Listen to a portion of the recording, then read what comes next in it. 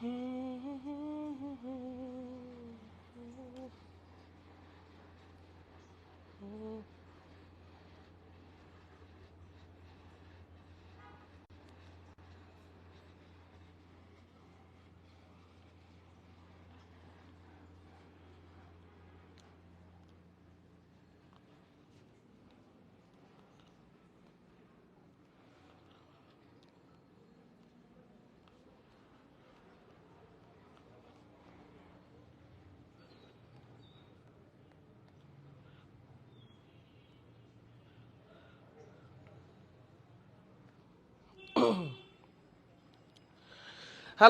Hello hello hello hello, কি অবস্থা পোলাপান? কেমন আছি আমরা সবাই? আশা করি সবাই অনেক বেশি ভালো আছি। অ্যান্ড আপনার তো আমি আছি মোটামুটি ঠিকঠাক।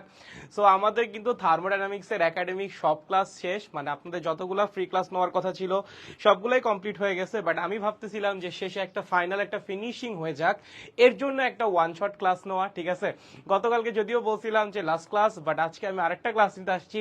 সেটা হলো তোমাদের এই চ্যাপ্টারটা জুড়ে, পুরা চ্যাপ্টারটা ধরে তোমাদের যা যা পড়ালাম সবকিছুর উপর একটা ওয়ান শট ক্লাস নিতে, একটা ক্লাসের মধ্যে পুরা চ্যাপ্টারটা আর একবার রিভাইজ দেওয়াই দিতে। তো যারা আমাদের সাথে বসে বসে এই থার্মোডাইনামিক্সটা কমপ্লিট করছিলেন, হোপফুলি আজকের ক্লাসের পর আপনার রিভাইজও হয়ে যাবে। এরপর আপনি বই নিয়ে বসেন, গাইড নিয়ে বসেন, আপনি কোয়েশ্চেন ব্যাংক নিয়ে বসেন, যা খুশি নিয়ে বসেন, হোপফুলি আপনি যে কোনো টাইপের ম্যাথই সলভ করতে পারবেন। ঠিক আছে, তো যারা কষ্ট করে একটু ক্লাসে জয়েন করছেন আমাকে একটু জানাই দেন কে কোন জায়গা থেকে জয়েন করছেন, আমি এই ফাঁকে ক্লাসটা একটু শেয়ার করে দিই। ঠিক আছে, আমি একটু ক্লাসটা শেয়ার করে দিই এবং আমাকে একটু জানাই দেন আপনারা কে কোন জায়গা থেকে জয়েন করছেন। আমি একটু আমাদের গ্রুপে শেয়ার করে দিই, দাঁড়ান একটা minute. Group physics of stupid, physics one short class, physics one short class. ঠিক আছে, এটা কোথায় যাবে? এটা যাবে হলো অপদার্থের পদার্থতে। ঠিক আছে, ওকে, হয়ে গেছে। এন্ড যারা ক্লাসে জয়েন করলেন আপনারাও চাইলে একটু শেয়ার করে দিতে পারেন, আপনাদের শেয়ারের মূল্য অনেক। ঠিক আছে, একটু কষ্ট করে আমাদের গ্রুপগুলোতে যদি একটু শেয়ার করে দেন তাহলে আপনার থ্রুতে হয়তো বা আমরা আরো 5 জন বা 10 জন স্টুডেন্টের কাছে পৌঁছাতে পারবো। সো আপনার একটা শেয়ার অনেক বেশি ইম্পর্টেন্ট। আমাদের গ্রুপগুলোতে শেয়ার করতে পারেন, আমাদের যে মেইন গ্রুপ অপদার্থের পদার্থ, অথবা আমাদের যেই গ্রুপে ক্লাস হচ্ছে, যেই গ্রুপে ফ্রি ক্লাস হচ্ছে, আপনি চাইলে এখানেও শেয়ার করতে পারেন। আর আপনি যদি ক্লাসের মাধ্যমে টি শার্ট উইনার হতে চান, আমরা প্রত্যেকটা ক্লাসে একটা করে টি শার্ট গিভঅ্যাওয়ে করে থাকি, তাহলে যেটা আপনার করতে হবে, আপনার প্রোফাইলে ক্লাসটা শেয়ার করতে হবে। কি করতে হবে? আপনার প্রোফাইলে ক্লাসটা শেয়ার করতে হবে। কিসের জন্য? টি শার্ট পাওয়ার জন্য। কিসের জন্য? টি শার্ট পাওয়ার জন্য আপনার প্রোফাইলে ক্লাসটা কি করতে হবে? শেয়ার করতে হবে। এন্ড কষ্ট করে ক্যাপশনে লিখতে হবে আমাদের পেজের নাম @physics of stupid, মানে সহজ কথা আমাদের পেজকে মেনশন করে দিতে হবে। কারণ আপনি যদি আমাদের পেজকে মেনশন না করেন তাহলে কিন্তু আমরা বুঝবো না আপনি শেয়ার করছেন। ঠিক আছে, একটু কষ্ট করে আমাদের পেজটাকে মেনশন করে দিতে হবে ক্যাপশনে শেয়ার করার সময়, তাহলে আমাদের কাছে নোটিফিকেশন চলে আসবে আপনি ক্লাসটা শেয়ার করছেন। এন্ড যারা যারা শেয়ার করবেন তাদের মধ্যে থেকে লাকি একজন পেয়ে যাবেন আমাদের পজ টি শার্ট। ঠিক আছে, একটু কষ্ট করে আমরা সবাই শেয়ার করে দেই এন্ড কমেন্টে একটু জানাই কে কোন জায়গা থেকে জয়েন করেছি, কোন জায়গা থেকে বসে আমরা ক্লাসটা করতেছি। ঠিক আছে, ওকে, আমি একটু তোমাদের কমেন্টগুলো পড়ি, একটু কমেন্টগুলো পড়ি। রেদওয়ান বলছে কেমন আছেন? এই তো রেদওয়ান চলতেছে। নো, আচ্ছা ওকে। রেদওয়ান বলছে শুয়ে শুয়ে কমপ্লিট করলাম। আচ্ছা ওকে। কাব্য বলছে নমস্কার দা, নমস্কার। রেদওয়ান বলছে নোয়াখালী থেকে। ওকে। নুসরাত বলছে হাই ভাই কেমন আছেন? হ্যালো হ্যালো হ্যালো, আমি আছি ঠিকঠাক মোটামুটি। আচ্ছা ওকে। নাইম বলছে মাদারীপুর থেকে। ওকে। কাব্য বলছে রংপুর থেকে। হামজা বলছে কিশোরগঞ্জ থেকে। আফিয়া বলছে কুমিল্লা থেকে আপনার ভক্ত। Wow, such a pleasure of mind. Okay. আচ্ছা, আশাদ বলছে মানিকগঞ্জ থেকে। ও মাই গড, আমিও মানিকগঞ্জের, তুমিও মানিকগঞ্জের। মানিকগঞ্জের কোন জায়গা থেকে বলতেছো? আচ্ছা, শোভা বলছে নোয়াখালী থেকে। রেতন বলছে শেয়ার করলে কত টাকা দিবেন? ভাই, টাকা দেওয়ার ক্ষমতা আমার নাই, বাট যদি আপনারা শেয়ার করেন তাহলে আপনাদের মধ্যে থেকে একজনকে আমি আমাদের গ্রুপের একটা টি শার্ট গিফট করব। ঠিক আছে, কাল আরে ধুর, বাদ দাও বাদ দাও, শিয়াব বাদ দাও। আচ্ছা ভাই, আপনি কেমন আছেন? এই তো মাহিনা, আই এম ডুইং গুড। তোমার কি অবস্থা? সাইমা বলছে হবিগঞ্জ থেকে জয়েন করেছে। ওকে। নুসরাত আজকে ফার্স্ট শেয়ার করছি, thank you Nusrat, thank you. Parthib বলছে দাদা আপনি ক্লাস করার কি কি আপনার ক্লাস করে কি কি শিখতে পারলেন? দাদা আপনি আপনার ক্লাস করে কি কি শিখতে পারলেন? ধন্যবাদ, এই যে পেয়ে গেছি, কাদের পড়াই কেন পড়াই একটা পেয়ে গেছি। দাদা আপনি আপনার ক্লাস করে কি কি শিখতে পারলেন? আমি আমার ক্লাস করে কিছুই শিখি নাই রে, তোদের মতো কয়েকটা পোলাপান চিনছি। ঠিক আছে, আর তো জীবনে মানে চিনার মতো কিছু নাই, পাওয়ার মতো কিছু নাই, এই যে তোদের দিয়েই থাকি। এন্ড তোদের মতো কিছু মানুষ চিনি যারা কিনা দিন রাত আমাকে রোস্ট করে খুব মজা পায়। ঠিক আছে, এগুলোই চিনতে পারছে, আর তো কিছু চিনার মতো মানে এই যে একটা বিশেষ জিনিস চিনতে পারছি, যেমন ধরো এই ফ্রি ক্লাস না নিলে আমি জানতেই পারতাম না যে আমাকে নিয়ে কত ভাবে কি কি করা যায়। এই ফ্রি ক্লাসের মধ্যে থেকে কত কিছু উঠে আসছে বলো। তাহলে আমি ক্লাস নিয়ে অনেক কিছু শিখে ফেলছি না, অনেক কিছু শিখে ফেলছি তোমাদের মাধ্যমে। ধন্যবাদ তোমাদেরকে। আচ্ছা ওকে, আচ্ছা ওকে, কমেন্ট গুলা পড়েননি? আয় হায়, পড়ছি পড়ছি পড়ছি।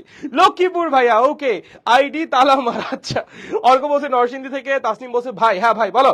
শিশির বলছে দাদা কেমন আছেন? ভালো আছি শিশির। নুসরাত ময়মনসিংহ থেকে, মেনশন দেওয়ার কেউ নাই, আমারেও নাই রে, মেনশন দিয়ে কি হবে ভাই, আমি নতুন। আচ্ছা ওকে ফয়সাল, ইটস ওকে, কোনো সমস্যা নাই, নতুন হইলেও কোনো সমস্যা নাই, ঠিক আছে। দেখেন সব ঠিক আছে। এন্ড আপনার যেসব ফ্রেন্ডের জন্য ক্লাসটা উপকারী হতে পারে বলে আপনি মনে করেন, একটু কষ্ট করে তাদেরকে কমেন্ট সেকশনে মেনশনও করে দিতে পারেন, ঠিক আছে। আপনার যে সকল ফ্রেন্ডের জন্য ক্লাসটা ইম্পর্টেন্ট হতে পারে তাদেরকে একটু কষ্ট করে কমেন্ট সেকশনে মেনশনও করে দিতে পারেন। ওকে, চট্টগ্রাম থেকে জয়েন করছে তানভীর। এই দেখো সবকিছু ক্লিয়ার, সবকিছু ক্লিয়ার, তাহলে আমরা ক্লাস শুরু করব। আচ্ছা আজান দিচ্ছে, তোমরা একটু জানাই দাও এই ফাঁকে সবকিছু ক্লিয়ার কিনা। সবকিছু ক্লিয়ার থাকলে আমি আজানের পর ক্লাস শুরু করে দিচ্ছি। একটু দেখো সবকিছু ক্লিয়ার কিনা, যে গরম ভাই আজকে, একটু দেখো সবকিছু ক্লিয়ার। শুরু করবো তাহলে, আজানের পরে শুরু করে দিব।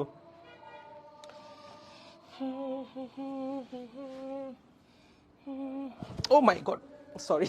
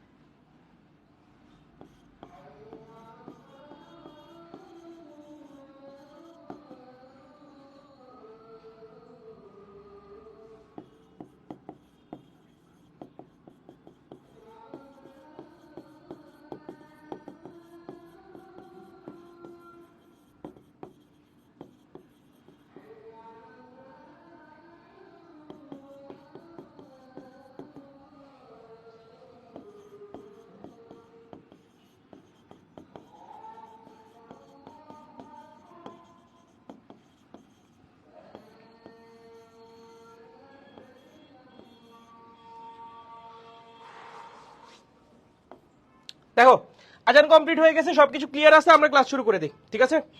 আজান কমপ্লিট হয়ে গেছে, চলেন সবকিছু ক্লিয়ার আছে, আই হোপ আমরা ক্লাসটা শুরু করে দিই। ওকে চলো, আজকে আমাদের থার্মোডাইনামিক্স এর one shot class. Okay fine, ঠিক আছে।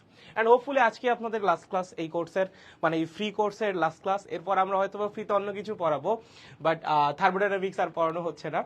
এরপর আমরা প্রাইভেট ব্যাচে ক্লাস শুরু করবো সেকেন্ড পেপারে। সো যারা এখনো জয়েন করেন নাই, আমাদের পেজে একটা টেক্সট দিয়ে সেকেন্ড পেপার ব্যাচে জয়েন হয়ে যেতে পারেন। মাত্র 1500 টাকা দিয়ে আপনার অ্যাডমিশন পর্যন্ত হোপফুলি সবকিছু ক্লিয়ার হয়ে যাবে, ঠিক আছে। চলো, আমরা কোন চ্যাপ্টার পড়তেছিলাম? তাপগতিবিদ্যা। তাপগতিবিদ্যা এই চ্যাপ্টারে আমরা কি কি নিয়ে আলোচনা করছি? তাপ, তাপমাত্রা, বিভিন্ন তাপগতীয় প্রক্রিয়া, তাই না? এগুলো নিয়ে কিন্তু আলোচনা করছি। একদম শুরু থেকে যদি শুরু করি, তাপ কি ছিল বলো? এক প্রকার শক্তি। তাপমাত্রা কি ছিল বলো তো? তাপমাত্রা ছিল বস্তুর তাপীয় অবস্থা, যা নির্ধারণ করে দেয় ওই বস্তু অন্য কোনো বস্তুর তাপীয় সংস্পর্শে গেলে তাপ শক্তি গ্রহণ করবে নাকি বর্জন করবে। তার মানে কি? তার মানে হলো একটা বস্তুর তাপমাত্রা ধরো বেশি আর একটা বস্তুর তাপমাত্রা কম, তাহলে তাপ শক্তি সবসময় ওই উচ্চ তাপমাত্রার বস্তু থেকে নিম্ন তাপমাত্রার বস্তুতে ফ্লো করবে। সব সময় তাপ শক্তি সবসময় কোন দিকে ফ্লো করে? উচ্চ তাপমাত্রার বস্তু থেকে নিম্ন তাপমাত্রার বস্তুর দিকে ফ্লো করে, ঠিক আছে। সো তাপ শক্তি কোন দিক যাবে? উচ্চ তাপমাত্রার বস্তু থেকে নিম্ন তাপমাত্রার বস্তুর দিকে। কতক্ষণ পর্যন্ত যাবে ভাইয়া? অনন্তকাল ধরে যাইতে থাকবে নাকি? না, এরকম না। যতক্ষণ না উভয় বস্তুর তাপমাত্রা সমান হয় ততক্ষণ পর্যন্ত তাপ শক্তির ফ্লো হবে। ঠিক যেই মুহূর্তে দুইটা বস্তুর টেম্পারেচার সেম হয়ে যাবে তখনই কিন্তু তাপ শক্তির ফ্লোটাও বন্ধ হয়ে যাবে। যখন দুইটা বস্তু, মানে যাদের মধ্যে তাপ শক্তির আদান প্রদান হচ্ছিল, যখন তাদের টেম্পারেচারটা সেম হয়ে যাবে তখন কিন্তু তাদের মধ্যে তাপ শক্তির আদান প্রদানও বন্ধ হয়ে যাবে, ঠিক আছে।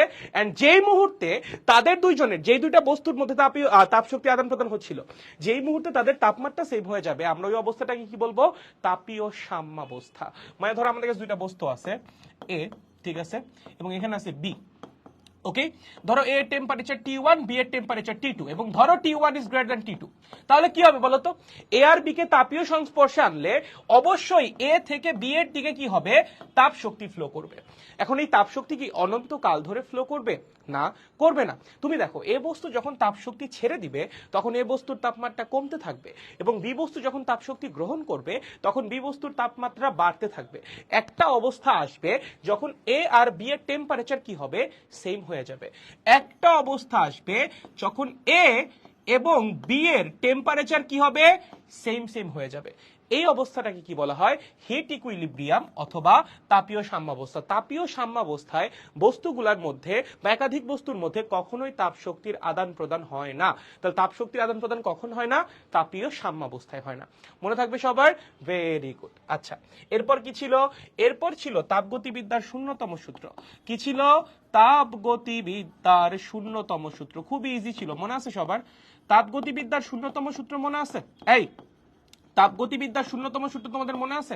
কি ছিল তাপগতিবিদ্যার শূন্যতম সূত্র? তিনটা বস্তু ছিল। এটা ছিল প্রথম বস্তু এ, এটা ছিল দ্বিতীয় বস্তু বি, এটা ছিল আমাদের তৃতীয় বস্তু সি। কি বলা হইতো? যদি এ এবং সি তাপীয় সাম্যাবস্থায় থাকে, যদি এ এবং সি তাপীয় সাম্যাবস্থায় থাকে এবং বি আর সিও তাপীয় সাম্যাবস্থায় থাকে, তাপীয় সাম্যাবস্থায় থাকে, তাহলে অটোমেটিক্যালি এ এবং বিও কি হবে? তাপীয় সাম্যাবস্থাতেই থাকবে। তাহলে অটোমেটিক্যালি এই দুজন কি হবে? তাপীয় সাম্যাবস্থাতেই থাকবে, ঠিক আছে। এইটাই কিন্তু ছিল, এইটাই ছিল আমাদের, ঠিক আছে। কি বললাম তাহলে? যদি এ এবং সি মানে তৃতীয় বস্তু যদি প্রথম বস্তুর সাথে তাপীয় সাম্যাবস্থায় থাকে এবং একই সাথে এই তৃতীয় বস্তুই যদি দ্বিতীয় বস্তুর সাথেও তাপীয় সাম্যাবস্থায় থাকে, তাহলে অটোমেটিক্যালি প্রথম বস্তু আর দ্বিতীয় বস্তু কি হবে? তাপীয় সাম্যাবস্থাতেই থাকবে। এটাই ছিল আমাদের তাপগতিবিদ্যার শূন্যতম সূত্র। এটা কিভাবে হয়েছিল? ভাই তুমি দেখো, সি আর এ তাপীয় সাম্যাবস্থায় আছে মানে কি? মানে ওর এবং ওর টেম্পারেচার সেম, তাই না?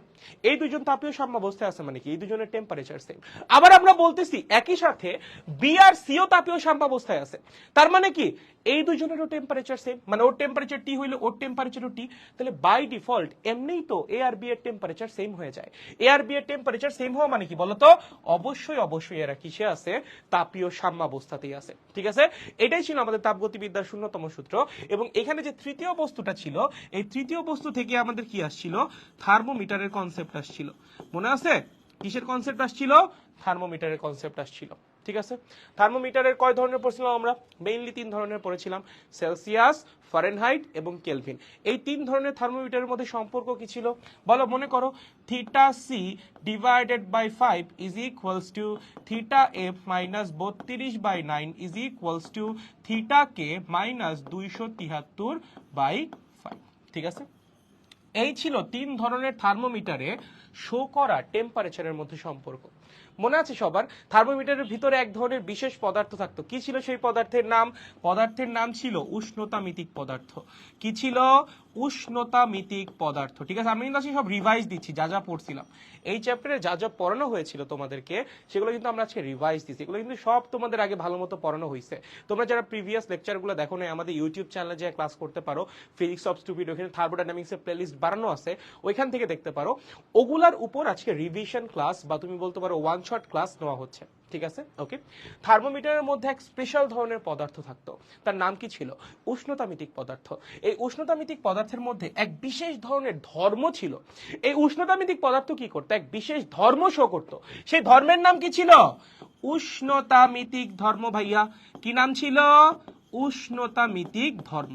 এবং এই উষ্ণতামিতিক ধর্ম যার মধ্যে আছে তারাই কিন্তু শুধুমাত্র থার্মোমিটারে উষ্ণতামিতিক পদার্থ হিসেবে ব্যবহৃত হতে পারে। এই উষ্ণতামিতিক ধর্ম কি ভাইয়া সংজ্ঞা আসতে পারে? কি ছিল বলতো? পদার্থের যে ধর্ম তাপমাত্রা পরিবর্তনের সাথে সাথে নিয়মিতভাবে পরিবর্তিত হয় এবং সেই পরিবর্তন লক্ষ্য করে সূক্ষ্মভাবে তাপমাত্রা নিরূপণ করা যায়, সেই ধর্মকে বলা হয় উষ্ণতামিতিক ধর্ম। এবং যেই যেই পদার্থের মধ্যে এই উষ্ণতামিতিক ধর্ম আছে সেই পদার্থগুলোকে কি বলা হয়? উষ্ণতামিতিক পদার্থ। খুবই সিম্পল, আরেকবার বলি, পদার্থের যে ধর্ম তাপমাত্রা পরিবর্তনের সাথে সাথে নিয়মিতভাবে পরিবর্তন হয় এবং সেই পরিবর্তন লক্ষ্য করে সূক্ষ্মভাবে তাপমাত্রা নিরূপণ করা যায়, সেই ধর্মকেই বলা হয় উষ্ণতামিতিক ধর্ম। এবং যেই পদার্থের মধ্যে এই উষ্ণতামিতিক ধর্ম আছে তাকে কি বলা হয়? উষ্ণতামিতিক পদার্থ। ঠিক আছে, এটাই ছিল আমাদের থার্মোমিটার থেকে জানার মতো, এতটুকু জানলেই চলবে। মনে আছে সবার? এই সবার মনে আছে এগুলো? সবার মনে আছে? শিওর? শিওর সবার মনে আছে? গুড, একবার শুনে নি। সবার কি মনে আছে? কয়টা স্লাইড হয়েছে? এটা মাত্র 3 নাম্বার স্লাইড চলে, মানে টেকনিক্যালি 2 নাম্বার স্লাইড চলে। সবার কি মনে আছে কুয়েট ভার্সেস সাস্ট কোনটা বেটার? সাবজেক্টের উপর ডিপেন্ড করে তুমি কোন সাবজেক্ট পড়তে ইচ্ছুক। তুমি তোমার ডেজায়ার্ড যে সাবজেক্ট বা পছন্দের সাবজেক্ট যেই ভার্সিটিতে পাও ওটাতেই চলে যাও। ঠিক আছে, ওকে ভাই। একটা ক্যামেরা কিনে নেন না গো, ক্যামেরা দিয়ে লাইভ করেন, তাহলে ব্যাকওয়ার্ড করেও দেখতে পারবো। আচ্ছা আচ্ছা, না ক্যামেরা দিয়ে আসলে সেটআপটা হলো প্যারা, দেখা যাক সামনে হোপফুলি। ঠিক আছে, সামনে চেষ্টা করব ভাই। সেকেন্ড ইয়ার পেইড ব্যাচে কি এই চ্যাপ্টারের কি একবার পড়ানো হবে? ওইখানে আমরা নিব, কি বলে, সৃজনশীল ক্লাস নিব। ঠিক আছে, সৃজনশীল ক্লাস, এমসিকিউ ক্লাস, এগুলো প্রাইভেট ব্যাচে নিব। ওকে, আচ্ছা আজকে এটা পড়াচ্ছেন, তাহলে 1 মাস আগে কেমনে পড়লাম আমি? না না, এগুলো তো আজকে করতেছি, মানে রিভাইজ দেওয়াচ্ছি তোমাদেরকে। ঠিক আছে, মনে আছে বস? ইয়েস, ওকে, ঠিক আছে, মনে থাকলে তো কোনো কথাই নেই, মনে থাকলে তো কোনো কথাই নেই। তারপর আমরা কি পড়েছিলাম? সিস্টেম। সবার কি সিস্টেমের কথা মনে আছে? এরপরে আমরা কি পড়েছিলাম বলতো? সিস্টেম পড়েছিলাম। সিস্টেম কি ছিল? যেখানে কোনো একটা তাপগতীয় প্রক্রিয়া সংঘটিত হয়। ঠিক আছে, যেখানে কোনো একটা তাপগতীয় প্রক্রিয়া সংঘটিত হবে সেটাই কি ছিল? আমাদের সিস্টেম। মনে আছে নাকি আপনাদের? একটা যেমন পাত্র একটা সিস্টেম হইতে পারে। কি হইতে পারে? একটা পাত্রের মধ্যে ধরেন আপনি কি রাখছেন? আদর্শ গ্যাস রাখছেন। একটা পাত্র আছে, তার মধ্যে কি রেখেছেন আপনি? আদর্শ গ্যাস রেখেছেন। এইটা কি হতে পারে? একটা সিস্টেম হতে পারে। ঠিক আছে, এইটা আপনার কি হতে পারে? একখান সিস্টেম। এইটা একটা সিস্টেম। এই যে আদর্শ গ্যাসওয়ালা যে পাত্রটা, এইটা আপনার একটা সিস্টেম। সিস্টেমের চারপাশে যা কিছু আছে সেটা কি আপনার বলেন তো? এনভায়রনমেন্ট বা পরিবেশ। ঠিক আছে, তাহলে সিস্টেম কি? যেখানে কোনো একটা তাপগতীয় প্রক্রিয়া সংঘটিত হবে। এন্ড এই চ্যাপ্টারে আমরা যত রকমের ম্যাথ পড়ছি, যত রকমের কনসেপ্ট শিখছি, সব জায়গায় সিস্টেম ছিল আদর্শ গ্যাস দিয়ে তৈরি। আপনাদের মনে আছে কিনা? আমি বারবার বলছিলাম যে যখনই সিস্টেমের কথা উঠবে দেখবেন এই চ্যাপ্টারে শুধুমাত্র আদর্শ গ্যাসওয়ালা সিস্টেমের কথা আলোচনা করা হয়েছে, অন্য কিছু না। ঠিক আছে, সো এই চ্যাপ্টারে যখনই সিস্টেমের কথা আসবে আপনার চিন্তা করতে হবে সেই সিস্টেমের ভিতর কি আছে? আদর্শ গ্যাস আছে বা আইডিয়াল গ্যাস আছে। এর জন্যই কিন্তু এই চ্যাপ্টার পড়ানোর আগে আপনাদেরকে আইডিয়াল গ্যাসের প্রপার্টি গুলো পড়ানো হয়েছিল। ঠিক আছে, সো সিস্টেমের মধ্যে নরমালি কি থাকে এই চ্যাপ্টারে? আইডিয়াল গ্যাস থাকে। ঠিক আছে, কি থাকে? আদর্শ গ্যাস বা আইডিয়াল গ্যাস থাকে। ওকে, ঠিক আছে। সিস্টেমের প্রকারভেদ কয় রকম ছিল ভাইয়া? 3 রকম ছিল। 3 রকমের সিস্টেম নিয়ে আমরা পড়াশোনা করেছি। 1 নাম্বারটা কি ছিল? মুক্ত সিস্টেম। কি ছিল 1 নাম্বারটা? মুক্ত সিস্টেম। মুক্ত সিস্টেম কি ছিল ভাইয়া? মুক্ত সিস্টেম কি ছিল? যদি পরিবেশ আর সিস্টেম উভয়ের মধ্যে তাপ, শক্তি আর ভর দুইটারই আদান প্রদান হয় তখন সেই সিস্টেমকে আমরা কি বলতাম? মুক্ত সিস্টেম বলতাম।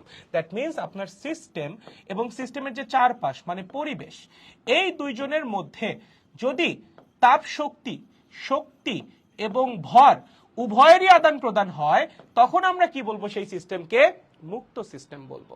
ঠিক আছে, এখন যদি এমন হয় যে না, ভরের আদান প্রদান হয় না, শুধুমাত্র শক্তির আদান প্রদান হয়, তখন সেই সিস্টেমটার নাম হবে বদ্ধ সিস্টেম। যদি সিস্টেম এবং পরিবেশের মধ্যে, যদি সিস্টেম এবং পরিবেশের মধ্যে শুধুমাত্র কিসের আদান প্রদান হয়? শক্তির আদান প্রদান হয়, কিন্তু ভরের আদান প্রদান না হয়, তখন সেই সিস্টেমকে আমরা কি বলবো বলতো? বদ্ধ সিস্টেম বলবো। ঠিক আছে, আর যদি এমন হয় যে না ভাইয়া, সিস্টেম আর পরিবেশের মধ্যে না ভরের আদান প্রদান হয় না শক্তির আদান প্রদান হয়, তখন সেই সিস্টেমকে আমরা কি বলবো বলতো? বিচ্ছিন্ন সিস্টেম বলবো। কি বলবো? বিচ্ছিন্ন সিস্টেম বলবো। ঠিক আছে, সিস্টেম যদি এমন হয় যে তার পরিবেশের সাথে না ভরের আদান প্রদান হয় না শক্তির আদান প্রদান হয়, তখন সেই সিস্টেমকে কি বলা হবে? বিচ্ছিন্ন সিস্টেম বলা হবে। ঠিক আছে, সিস্টেম এবং পরিবেশের মধ্যে যদি ভর শক্তি কোনোটারই আদান প্রদান না হয় তখন সেই সিস্টেমকে কি বলা হবে, বিচ্ছিন্ন সিস্টেম। ঠিক আছে, শক্তির আদান প্রদান হবে না, ভরের আদান প্রদান হবে না, ঠিক আছে, তখন সেই সিস্টেমকে আমরা কি বলবো, বিচ্ছিন্ন সিস্টেম বলবো। ওকে, দেখো সবার মনে থাকবে, সবার মনে থাকবে। আমি তোমাদের একটা প্রশ্ন করি, একটা প্রশ্ন, ছোট্ট একটা প্রশ্ন করি, দেখি তোমরা পারো কিনা। ওকে, এখান দিয়ে একটা প্রশ্ন করি, ঠিক আছে, লেখাই আছে সবকিছু, ছোট্ট একটা প্রশ্ন করি। বলো তো রুদ্ধতাপীয় প্রক্রিয়া কোন সিস্টেমে ঘটে? রুদ্ধতাপীয় প্রক্রিয়া কোন কোন সিস্টেমে ঘটতে পারে? রুদ্ধতাপীয় প্রক্রিয়া কোন কোন সিস্টেমে ঘটতে পারে? এখানে যে তিনটা সিস্টেম আছে তার মধ্যে কোন কোন সিস্টেমে রুদ্ধতাপীয় প্রক্রিয়া ঘটতে পারে? মুক্ত সিস্টেমে, বদ্ধ সিস্টেমে, নাকি বিচ্ছিন্ন সিস্টেমে, নাকি প্রথম দুইটায়, নাকি শেষের দুইটায়, নাকি এক নাম্বারটা, তিন নাম্বারটা, নাকি সবগুলাতেই? বলো তো কোন কোন সিস্টেমে রুদ্ধতাপীয় অথবা অ্যাডিয়াবেটিক প্রসেস যেটা সেটা ঘটতে পারে? বলেন তো শুনি, সবাই তো পড়াশোনা করছে, সবাই তো পারা উচিত। বলো তো, বলো বলো বলো বলো বলো বলো বলো বলো বলো বলো। দেখো দেখো দেখো দেখো দেখো দেখো দেখো দেখো দেখো, বদ্ধ বিচ্ছিন্ন। আচ্ছা ঠিক আছে, আফিয়া বলছে বদ্ধ এবং বিচ্ছিন্ন, ওকে, প্রণব বলছে 3 নাম্বার, মারিয়া বলছে বদ্ধতে, আচ্ছা, কার্বন মনোক্সাইড বলছে বদ্ধতে, জেবা বলছে বদ্ধতে, আচ্ছা ঠিক আছে, ওকে ঠিক আছে, ওকে ওকে। মাহবুব বলছে দাদা, হ্যালো মাহবুবুর, কি অবস্থা? আচ্ছা, আরিয়ানা বলছে বদ্ধ আর বিচ্ছিন্ন, আচ্ছা ঠিক আছে, ওকে ওকে, আমরা অনেকগুলো উত্তর পেয়েছি, ঠিক আছে, সবগুলাতেই বলছি ইশরাত, আচ্ছা ঠিক আছে, ওকে ফাইন। ভাইয়া রুদ্ধতাপীয় প্রক্রিয়ার মানে শর্ত কি ছিল? সিস্টেম এবং পরিবেশের মধ্যে কোনো তাপ শক্তির আদান প্রদান হওয়া যাবে না, তাই না? সিস্টেম এবং পরিবেশের মধ্যে আদান প্রদান কিন্তু তাপ শক্তির পরিমাণ কত হইতে হবে? 0 হইতে হবে। আমরা যদি মুক্ত সিস্টেম নিয়ে কথা বলি, মুক্ত সিস্টেমে কিন্তু সিস্টেম আর পরিবেশের মধ্যে শক্তির আদান প্রদান হয়। বদ্ধ সিস্টেমেও সেম, সিস্টেম এবং পরিবেশের মধ্যে শক্তির আদান প্রদান কিন্তু বদ্ধ সিস্টেমেও হয়। ভরের আদান প্রদান হয় না, কিন্তু শক্তির আদান প্রদান তো হয় বদ্ধ সিস্টেমে। তাহলে বদ্ধ সিস্টেমে তুমি কেমনে করে রুদ্ধতাপীয় প্রক্রিয়া ঘটাবা? রুদ্ধতাপীয় প্রক্রিয়া শুধুমাত্র ঘটানো সম্ভব বিচ্ছিন্ন সিস্টেমে, কারণ বিচ্ছিন্ন সিস্টেমেই শুধুমাত্র সিস্টেম এবং পরিবেশের মধ্যে কোনো শক্তির আদান প্রদান হয় না। তাহলে অ্যান্সার কি হবে? বিচ্ছিন্ন সিস্টেম। ঠিক আছে, কোন সিস্টেম? বিচ্ছিন্ন সিস্টেম। ঠিক আছে, সবাই ভুল, একজন মনে ঠিক বলছিলি খালি, ঠিক আছে, শুরুর দিকে সবাই ভুল করছি। এত এক্সাইটেড কেন? চিন্তা ভাবনা কর, ভালো মতো ঠান্ডা মাথায় উত্তর দে, এত তো ভয় পাওয়ার কিছু নাই, এক্সাইটমেন্টেরও কিছু নাই, ঠান্ডা মাথা ঠান্ডা। ঠিক আছে, পারবো সবাই, এগুলো পারবো, গুড। এবার আমরা যাব বিভিন্ন তাপগতীয় প্রক্রিয়ায়। কি? বিভিন্ন তাপগতীয় প্রক্রিয়া। আমরা প্রথমে কি পড়লাম? সিস্টেম পড়লাম। এখন এই সিস্টেমের মধ্যে আমরা কি চালাবো? বিভিন্ন তাপগতীয় প্রক্রিয়া চালাবো, তাই না? সো সেগুলো নিয়ে আমরা এখন একটু পড়াশোনা করব। বিভিন্ন তাপগতীয় প্রক্রিয়া মানে প্রথমে আমরা পড়লাম যে তাপগতীয় প্রক্রিয়া ঘটবে কোথায়, পড়লাম সিস্টেম। এখন আমরা পড়বো কি কি তাপগতীয় প্রক্রিয়া ঘটতে পারে সেগুলা। ঠিক আছে, যেমন কিছু কমন তাপগতীয় প্রক্রিয়া ছিল। 1 নাম্বার তাপগতীয় প্রক্রিয়াটা কি ছিল? সম আয়তন প্রক্রিয়া। কি প্রক্রিয়া? সম আয়তন প্রক্রিয়া। সম আয়তন প্রক্রিয়া কি ছিল? তুমি একটা সিস্টেমের উপর এমন একটা তাপগতীয় প্রক্রিয়া চালাবা যেই তাপগতীয় প্রক্রিয়ায় সিস্টেমের আয়তন চেঞ্জই হবে না। কি হবে না? সিস্টেমের আয়তন চেঞ্জই হবে না, মানে সিস্টেমের ভলিউম কি হবে? কনস্ট্যান্ট হবে। সিস্টেমের ভলিউম যেটা বা আয়তন যেটা সেটা কি হবে? কনস্ট্যান্ট হবে, বা ডেল ভি কি হবে? ডেল ভি 0 হবে। এরকম তাপগতীয় প্রক্রিয়াকে আমরা কি বলবো? সম আয়তন প্রক্রিয়া। ঠিক আছে, যেই তাপগতীয় প্রক্রিয়ায় সিস্টেমের ভলিউমে কোনো চেঞ্জ আসে না সেই তাপগতীয় প্রক্রিয়াকে আমরা কি বলবো? সমায়তন প্রক্রিয়া। যেমন ধরো কথার কথা, একটা গাড়ি চলতেছে, ঠিক আছে, তার টায়ার ব্রাস্ট হয় না, টায়ার নর্মাল অবস্থায় আছে। তোমাকে যদি বলে টায়ারের ভিতরে কোন ধরনের তাপগতীয় প্রক্রিয়া চলতেছে, কি বলবা? সমায়তন প্রক্রিয়া। তুমি চিন্তা করো, গাড়ি যখন চলতেছে টায়ারের তো আর আয়তন চেঞ্জ হচ্ছে না, আয়তন তো সেমই থাকতেছে। তার মানে ওই টায়ারের ভিতরে কোন তাপগতীয় প্রক্রিয়া চলতেছে? সমায়তন তাপগতীয় প্রক্রিয়া চলতেছে। ঠিক আছে, সো সমায়তন প্রক্রিয়ায় আয়তনের যে পরিবর্তন ডেল ভি সেটা কি হবে? 0 হবে। মনে থাকবে সবার? গুড। সেকেন্ড যেটা ছিল সেটা ছিল সমচাপীয় প্রক্রিয়া। কি? সমচাপীয় প্রক্রিয়া। সমচাপীয় প্রক্রিয়া। ঠিক আছে, সমচাপীয় প্রক্রিয়া কি ছিল? একটা সিস্টেমের প্রেসার কনস্ট্যান্ট হইতে হবে। কি হইতে হবে? একটা সিস্টেমের চাপ যেটা বা প্রেসার যেটা সেটা কি হইতে হবে? কনস্ট্যান্ট হইতে হবে। মানে আমি সিস্টেমের উপর একটা তাপগতীয় প্রক্রিয়া চালাইতেছি এবং পুরা তাপগতীয় প্রক্রিয়া জুড়ে কি থাকতেছে, সিস্টেমের যে প্রেসার যেটা বা চাপ যেটা সেটা কি থাকতেছে, কনস্ট্যান্ট থাকতেছে। যদি এরকম হয় তাহলে সেই তাপগতীয় প্রক্রিয়াকে আমরা কি বলবো বলতো, সমচাপীয় প্রক্রিয়া বলবো। ঠিক আছে, মনে থাকবে সবার? গুড। 3 নাম্বার যেটা ছিল সেটা ছিল সমষ্ণ প্রক্রিয়া। কি ছিল? সমষ্ণ প্রক্রিয়া। ভাই সমষ্ণ প্রক্রিয়া কি ছিল? সমষ্ণ প্রক্রিয়া কি ছিল? এমন একটা তাপগতীয় প্রক্রিয়া যেই তাপগতীয় প্রক্রিয়ায় সিস্টেমের টেম্পারেচার কনস্ট্যান্ট। সমষ্ণ প্রক্রিয়া কি ছিল? এমন একটা তাপগতীয় প্রক্রিয়া যেই তাপগতীয় প্রক্রিয়ায় সিস্টেমের যে টেম্পারেচার সেটা কি থাকবে, কনস্ট্যান্ট থাকবে। তার মানে সমষ্ণ প্রক্রিয়ায় সিস্টেমের টেম্পারেচার কি বলতো, কনস্ট্যান্ট। কি কনস্ট্যান্ট? সিস্টেমের টেম্পারেচার কনস্ট্যান্ট। ঠিক আছে, আমরা জানি টেম্পারেচার আর অভ্যন্তরীণ শক্তির মধ্যে একটা সম্পর্ক আছে। টেম্পারেচার যদি চেঞ্জ না হয় তাহলে কিন্তু অভ্যন্তরীণ শক্তিও চেঞ্জ হবে না। তো তোমার মাথায় রাখা লাগবে সমষ্ণ প্রক্রিয়ায় কিন্তু অভ্যন্তরীণ শক্তিটাও কনস্ট্যান্ট থাকবে। ঠিক আছে, কি বললাম? সমষ্ণ প্রক্রিয়ায় কি থাকবে? অভ্যন্তরীণ শক্তি যেটা গ্যাসের বা সিস্টেমের ভিতরে যে অভ্যন্তরীণ শক্তি সেটাও কি থাকবে বলতো, অভ্যন্তরীণ শক্তিও থাকবে আমাদের কনস্ট্যান্ট। ঠিক আছে, ওকে, মনে থাকবে সবার? সিস্টেমের ভিতরে যে অভ্যন্তরীণ শক্তি আছে সেটাও কি থাকবে বলতো, কনস্ট্যান্ট থাকবে। ঠিক আছে, সবার মনে থাকবে? গুড। আচ্ছা, ফাইনালি আমরা কি পড়ছিলাম? 4 নম্বরটা সবচেয়ে বিদঘুটে প্রক্রিয়া কি ছিল সেটা? যেমন সমষ্ণ প্রক্রিয়া কি বলো, আমার মতো সহজ সরল। ঠিক আছে, রুদ্ধতাপীয় প্রক্রিয়া কি বলো, লাস্টের যেটা সেটা কি তোমাদের মতো জটিল, তোমাদের মতো খারাপ, তোমাদের মতো একটুও ভালো না। আর সমষ্ণ প্রক্রিয়া হলো আমার মতো ভালো। ঠিক আছে, ওকে। 4 নাম্বার যেটা রুদ্ধতাপীয় প্রক্রিয়া। কি প্রক্রিয়া? রুদ্ধতাপীয় প্রক্রিয়া।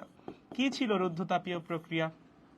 যেই প্রক্রিয়ায় সিস্টেম এবং পরিবেশের মধ্যে তাপ শক্তির কোনো আদান প্রদানই হয় না, সেই তাপগতীয় প্রক্রিয়াকে আমরা কি বলতাম? রুদ্ধতাপীয় প্রক্রিয়া বলতাম। তার মানে রুদ্ধতাপীয় প্রক্রিয়ায় সিস্টেম আর পরিবেশের মধ্যে আদান প্রদানকৃত তাপ শক্তির পরিমাণ কত হয় বলতো? 0 হয়। তার মানে সিস্টেমের মধ্যে যে তাপ শক্তি আছে সেইটার পরিমাণটা কি থাকে? কনস্ট্যান্ট থাকে। ঠিক আছে, সিস্টেমের মধ্যে যে তাপ শক্তি আছে সেই তাপ শক্তির পরিমাণটা কনস্ট্যান্ট থাকে কোন প্রক্রিয়ায়? রুদ্ধতাপীয় প্রক্রিয়ায়। ঠিক আছে, সো এই হলো মোটামুটি আমাদের 4 ধরনের তাপগতীয় প্রক্রিয়া।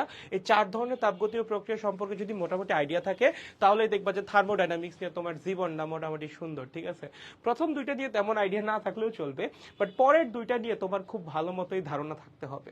ঠিক আছে, মনে থাকবে সবার? সবার মনে থাকবে? কারো কোনো সমস্যা নেই পর্যন্ত? ভেরি গুড, এগুলো মনে আসতো সবার না? গুড। আচ্ছা, এবার লেখো তাপগতিবিদ্যার প্রথম সূত্র কি? তাপগতিবিদ্যার প্রথম সূত্র কি? তাপগতিবিদ্যার প্রথম সূত্র। ঠিক আছে, তাপগতিবিদ্যার প্রথম সূত্র কি বলে ভাইয়া?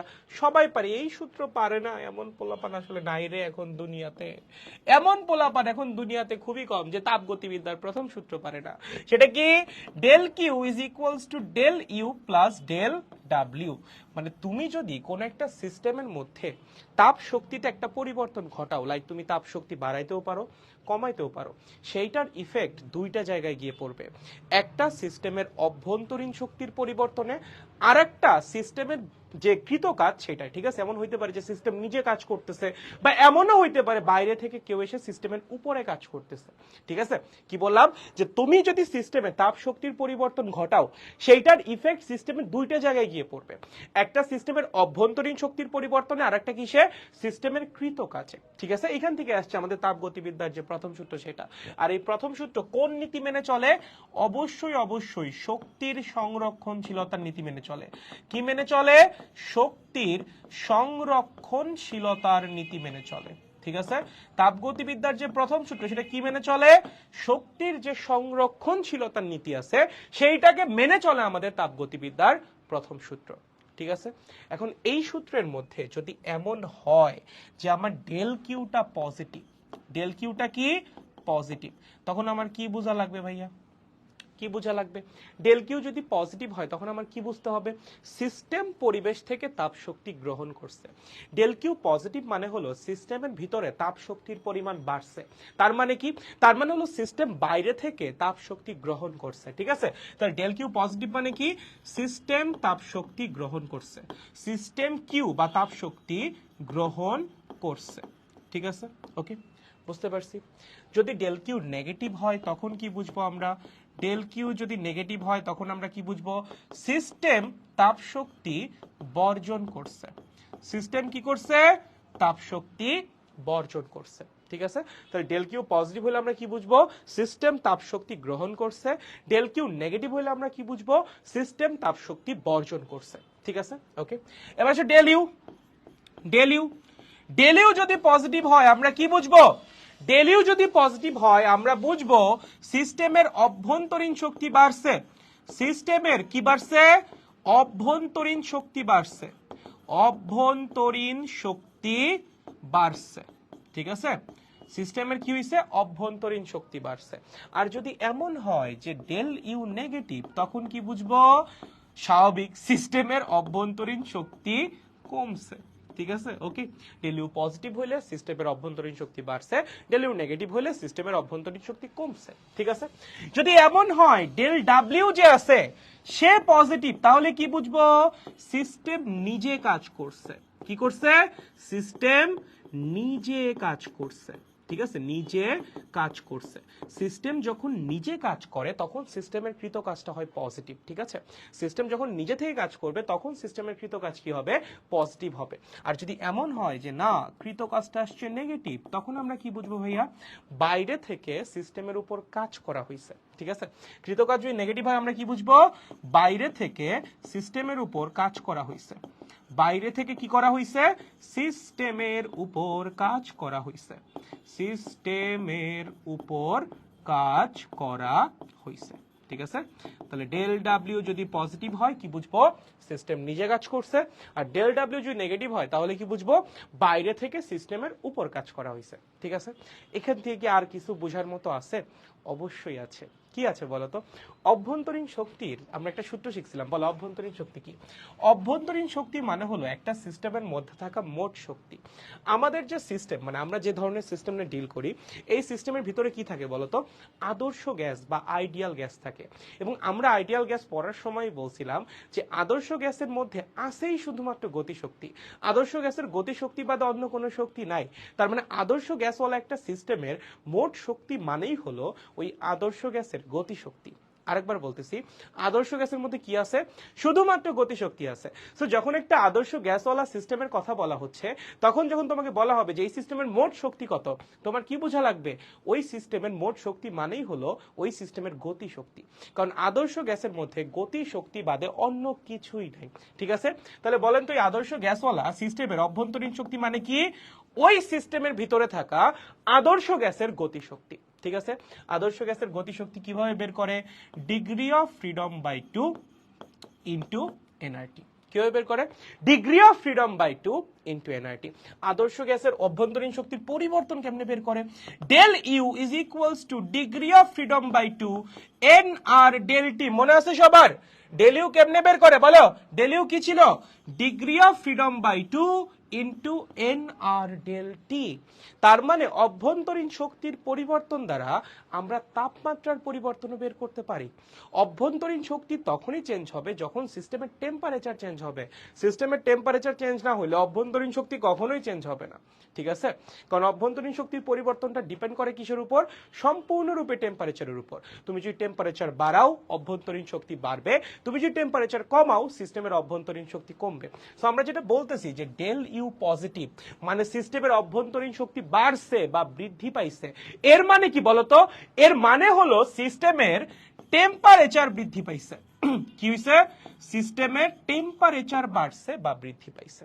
ঠিক আছে আবার যখন বলতেছি ডেল ইউ নেগেটিভ মানে সিস্টেমের অভ্যন্তরীণ শক্তি কমছে এইটার মানে কি মানে সিস্টেমের টেম্পারেচার কমছে এটার মানে কি সিস্টেমের টেম্পারেচার কমছে ঠিক আছে ওকে দেখো এগুলো তোমাদের সব পড়ানো হয়েছিল তোমাদের মনে আছে কিনা দেখো খালি ঠিক আছে এগুলো মনে থাকলেই হবে আর কিছু লাগবে না দেখো দেখো এগুলো মনে আছে তোমাদের দেখো না একটু সবার কি মনে আছে দেখো দেখো দেখো হ্যাঁ রিপ্লে দিবেন কিনা প্রতিদিন মেসেজ দিতে থাকবো আচ্ছা রাইট দিব দিব দিব দিব এটা কি 23-এর ওয়ান শট এটা ইউনিভার্সাল ওয়ান শট মানে এটা 23-এর 24-এর এমন করে আলাদা করে তো কোনো কিছু নাই ঠিক আছে ক্লাস তো ক্লাসই যে কারোর জন্যই হতে পারে ঠিক আছে 2x স্পিড দিয়ে ক্লাস করতে করতে মনে হচ্ছে দাদা 0.5x দিয়ে ক্লাস নিচ্ছে কি একটা অবস্থা, মানে কি বলবো আর।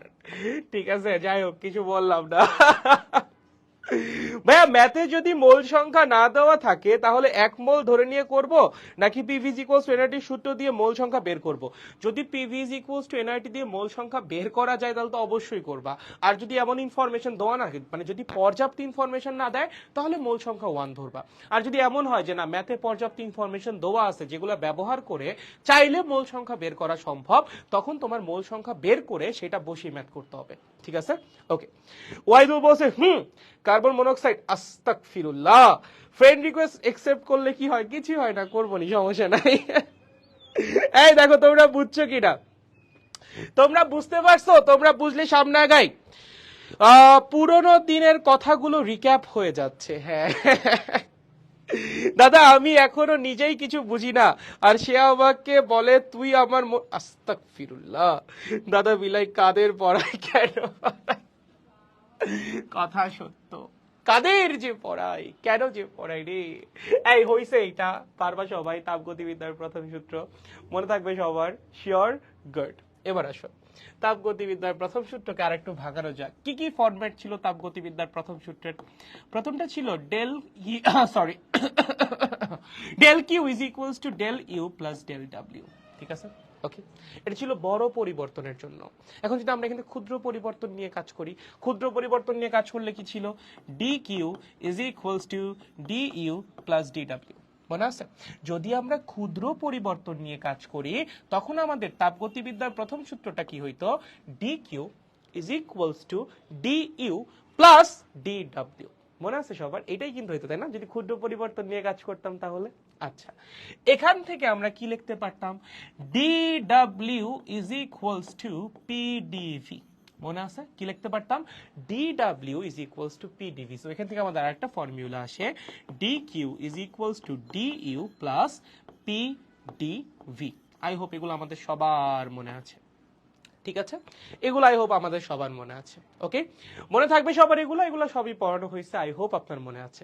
এখন আমরা কি করব? এই যে একটু আগে আমরা 4টা তাপগতীয় প্রক্রিয়া শিখলাম, তাই না? সময়তন প্রক্রিয়া, সমচাপীয় প্রক্রিয়া, সমষ্ণ প্রক্রিয়া, রুদ্ধতাপীয় প্রক্রিয়া। এই 4টা তাপগতীয় প্রক্রিয়ার জন্য এই তাপগতিবিদ্যার প্রথম সূত্র কেমন হয় সেটা আমরা একটু দেখব। ঠিক আছে, তাহলে প্রথম যে প্রক্রিয়াটা সেটা কি ছিল? সম আয়তন প্রক্রিয়া। কি ছিল? সম আয়তন প্রক্রিয়া। ভাই সম আয়তন প্রক্রিয়ায় কি হইতো? সিস্টেমের ভলিউম কনস্ট্যান্ট হইতো। কি হইতো? সিস্টেমের ভলিউম কনস্ট্যান্ট হইতো। সিস্টেমের ভলিউম যদি কনস্ট্যান্ট হয় তাহলে সিস্টেমের ভলিউমের পরিবর্তন কত হবে? আয়তনের পরিবর্তন হবে 0। একটা সিস্টেমের আয়তন কনস্ট্যান্ট, তাহলে ওই সিস্টেমের আয়তনের পরিবর্তন কত ভাই? 0। আয়তনে তো কোনো পরিবর্তনই নাই। ঠিক আছে, আয়তনে যদি কোনো পরিবর্তন না থাকে তাহলে কৃত কাজ কত হবে? 0 হবে। খুবই সিম্পল। আয়তন যদি চেঞ্জ না হয় তাহলে অবশ্যই অবশ্যই ওই প্রক্রিয়ায় সিস্টেমের কৃত কাজ কত হবে? 0 হবে। তার মানে সমায়তন প্রক্রিয়ায় সিস্টেমের কৃত কাজ কত? 0। তাহলে সমায়তন প্রক্রিয়ায় সিস্টেমের কৃত কাজ যদি 0 হয় তাহলে সমায়তন প্রক্রিয়ার জন্য তাপগতিবিদ্যার প্রথম সূত্র কেমন হবে বলো? সমায়তন প্রক্রিয়ায় সিস্টেমের দ্বারা কৃত কাজ বা সিস্টেমের উপর কৃত কাজ যদি 0 হয় তাহলে সমায়তন প্রক্রিয়ার জন্য তাপগতিবিদ্যার প্রথম সূত্র কেমন হবে? এই যে ডিডব্লিউটা 0 হয়ে যাবে, বাকি সবকিছু থাকবে। দ্যাট মিন্স আমাদের সূত্রটা দেখতে কেমন হবে? D Q is equals to D U. তার মানে তুমি যতখানি শক্তি দিবা পুরা শক্তিটাই চলে যাবে কিসে? অভ্যন্তরীণ শক্তির পরিবর্তনে। ঠিক আছে, মনে থাকবে সবার? খুবই ইজি এগুলা। সেকেন্ডটা কি ছিল? সমচাপীয় প্রক্রিয়া। সেকেন্ডটা কি ছিল? সমচাপীয় প্রক্রিয়া। ঠিক আছে, কি ছিল? সমচাপীয় প্রক্রিয়া। সমচাপীয় প্রক্রিয়া কি হয়? Pressure constant. প্রেসার কনস্ট্যান্ট হলে তো কোনো সমস্যা নাই। প্রেসার যদি কনস্ট্যান্ট হয় সেটার তো কোনো ইফেক্ট আমাদের এই তাপগতিবিদ্যার প্রথম সূত্রের উপর নাই। প্রেসার কনস্ট্যান্ট হইতেই পারে, ঠিক আছে? তো সমচাপীয় প্রক্রিয়ার জন্য কিন্তু আমাদের তাপগতিবিদ্যার প্রথম সূত্রে কোনো পরিবর্তনই আসবে না, সেম থাকবে। ঠিক আছে, dq is equals to du plus P DV. ঠিক আছে, সমচাপীয় প্রক্রিয়া যেটা, সেটার জন্য আমাদের তাপগতিবিদ্যার প্রথম সূত্রে কোনো পরিবর্তন আসবে না। মনে থাকবে সবার? গুড। 3 নাম্বার যেটা ছিল, 3 নাম্বারটা কি ছিল? সমষ্ণ প্রক্রিয়া। কি ছিল? সমষ্ণ প্রক্রিয়া। ঠিক আছে, কি ছিল? সমষ্ণ প্রক্রিয়া। ভাই সমষ্ণ প্রক্রিয়ায় কি কনস্ট্যান্ট থাকে? টেম্পারেচার কনস্ট্যান্ট থাকে। সমষ্ণ প্রক্রিয়ায় কি কনস্ট্যান্ট থাকে? টেম্পারেচার কনস্ট্যান্ট থাকে। টেম্পারেচার কনস্ট্যান্ট থাকা মানে কি বলো? বলো বলো বলো। টেম্পারেচার কনস্ট্যান্ট থাকা মানে কি? টেম্পারেচার উপর ডিপেন্ড করে কে? এই যে এখানে যে তিনটা রাশি আছে, ঠিক আছে, তিনটা যে রাশি আছে, তাপ শক্তি, অভ্যন্তরীণ শক্তি আর কাজ, এর মধ্যে কোন জিনিসটা একদম ডিরেক্টলি টেম্পারেচারের উপর ডিপেন্ডেন্ট? অভ্যন্তরীণ শক্তি। তুমি যদি টেম্পারেচার বাড়াও অভ্যন্তরীণ শক্তি বাড়বে, তুমি যদি টেম্পারেচার কমাও অভ্যন্তরীণ শক্তি কমবে, তুমি যদি টেম্পারেচার চেঞ্জ না করো তাহলে অভ্যন্তরীণ শক্তিও চেঞ্জ হবে না। সমষ্ণ প্রক্রিয়া কি? টেম্পারেচারটা constant, that means temperature change হচ্ছে না, তার মানে এখানে অভ্যন্তরীণ শক্তির পরিবর্তন কত হবে? শূন্য হবে। অভ্যন্তরীণ শক্তির পরিবর্তন কত হবে? শূন্য হবে। এই অভ্যন্তরীণ শক্তির পরিবর্তন যদি আমরা শূন্য বসায় দেই তাহলে সমষ্ণ প্রক্রিয়ার জন্য তাপগতিবিদ্যার প্রথম সূত্র কি হবে? dq is equals to dw অথবা p dv। ঠিক আছে, খুবই ইজি। ঠিক আছে, তাহলে এটা হলো সমষ্ণ প্রক্রিয়ার জন্য তাপগতিবিদ্যার প্রথম সূত্র। ঠিক আছে, এবং ফাইনালি যেটা ছিল আমাদের ভাইয়া 4 নাম্বারটা, সেটার নাম কি ছিল? 4 নাম্বারটার রুদ্ধতাপীয় প্রক্রিয়া। 4 নাম্বারটার নাম কি ছিল? রুদ্ধতাপীয় প্রক্রিয়া। এই রুদ্ধতাপীয় প্রক্রিয়ায় কি হইতো? রুদ্ধতাপীয় প্রক্রিয়ায় সিস্টেম আর পরিবেশের মধ্যে তাপ শক্তির আদান প্রদান হইতো শূন্য। ঠিক আছে, দ্যাট মিন্স ডেল কিউ এর মান বা ডি কিউ এর মানটা কি হইতো? শূন্য হইতো। ডেল কিউ বা ডি কিউ তুমি যেটা বলো সেইটার মানটা হইতো শূন্য। তাহলে এটার মান যদি শূন্য হয় তাহলে সূত্রের মধ্যে বসাই দিলে কি থাকবে বলো? 0 is equals to D U plus D W. এইটাই হলো কি আমাদের রুদ্ধতাপীয় প্রক্রিয়ার জন্য তাপগতিবিদ্যার প্রথম সূত্র।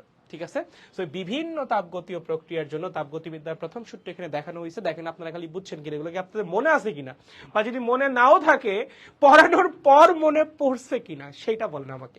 দেখো এই সবাই কি বুঝছো বলো? সেরা সেরা সেরা পোলাপান, সেরা সেরা। আরে কমেন্টে পোলাপান পুরো ফাটাই দিচ্ছে ভাই, সেই অবস্থা। গুড। পেইড ব্যাচে ক্লাস কবে থেকে শুরু হবে? নেক্সট দিন থেকে। নেক্সট দিন থেকে, ঠিক আছে। আজকে কি বার? রবিবার, হোপফুলি মঙ্গলবার থেকেই। ঠিক আছে, আমরা মঙ্গলবার থেকে শুরু করব।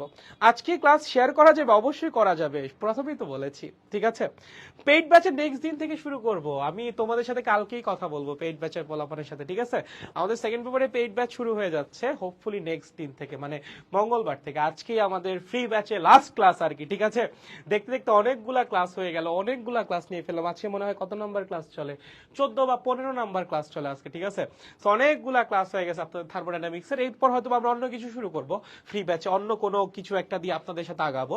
বাট সেকেন্ড পেপার ব্যাচের যে সিরিয়াল ওয়াইজ ক্লাসগুলা সেগুলো এরপর থেকে পেইড ব্যাচে শুরু হবে। ঠিক আছে, ওকে। হো ভাই এই চ্যাপ্টারটা আমি পারি না, এই চ্যাপ্টার তো পুরোটাই পড়াইছি রে, পুরাটাই পড়াইছি। তুই একটাবার দেখিস, যদি না পারিস তাহলে আমাদের প্লেলিস্টটা একটাবার দেখতে পারিস। ঠিক আছে, ইউটিউবে যা, ফিজিক্স অফ স্টুপিড লিখে সার্চ দে, প্লেলিস্টে যা, দেখ থার্মোডাইনামিক্স এর প্লেলিস্ট আছে, ওইটা একটাবার দেখ, তারপরে ওয়ান শট ক্লাসটা দেখ, তোর পড়াও হয়ে যাবে, রিভিশনও হয়ে যাবে। ঠিক আছে, ওকে। দুইবার রিক্যাপ দিয়ে আসছি, কেমনে মনে না থাকে? আচ্ছা, মিস দ্য ফ্রি ক্লাস, আমিও অনেক বেশি মিস করব। বায়োলজি কোরিয়ান, আচ্ছা ঠিক আছে, আই উইল ট্রাই। ঠিক আছে, হয়েছে?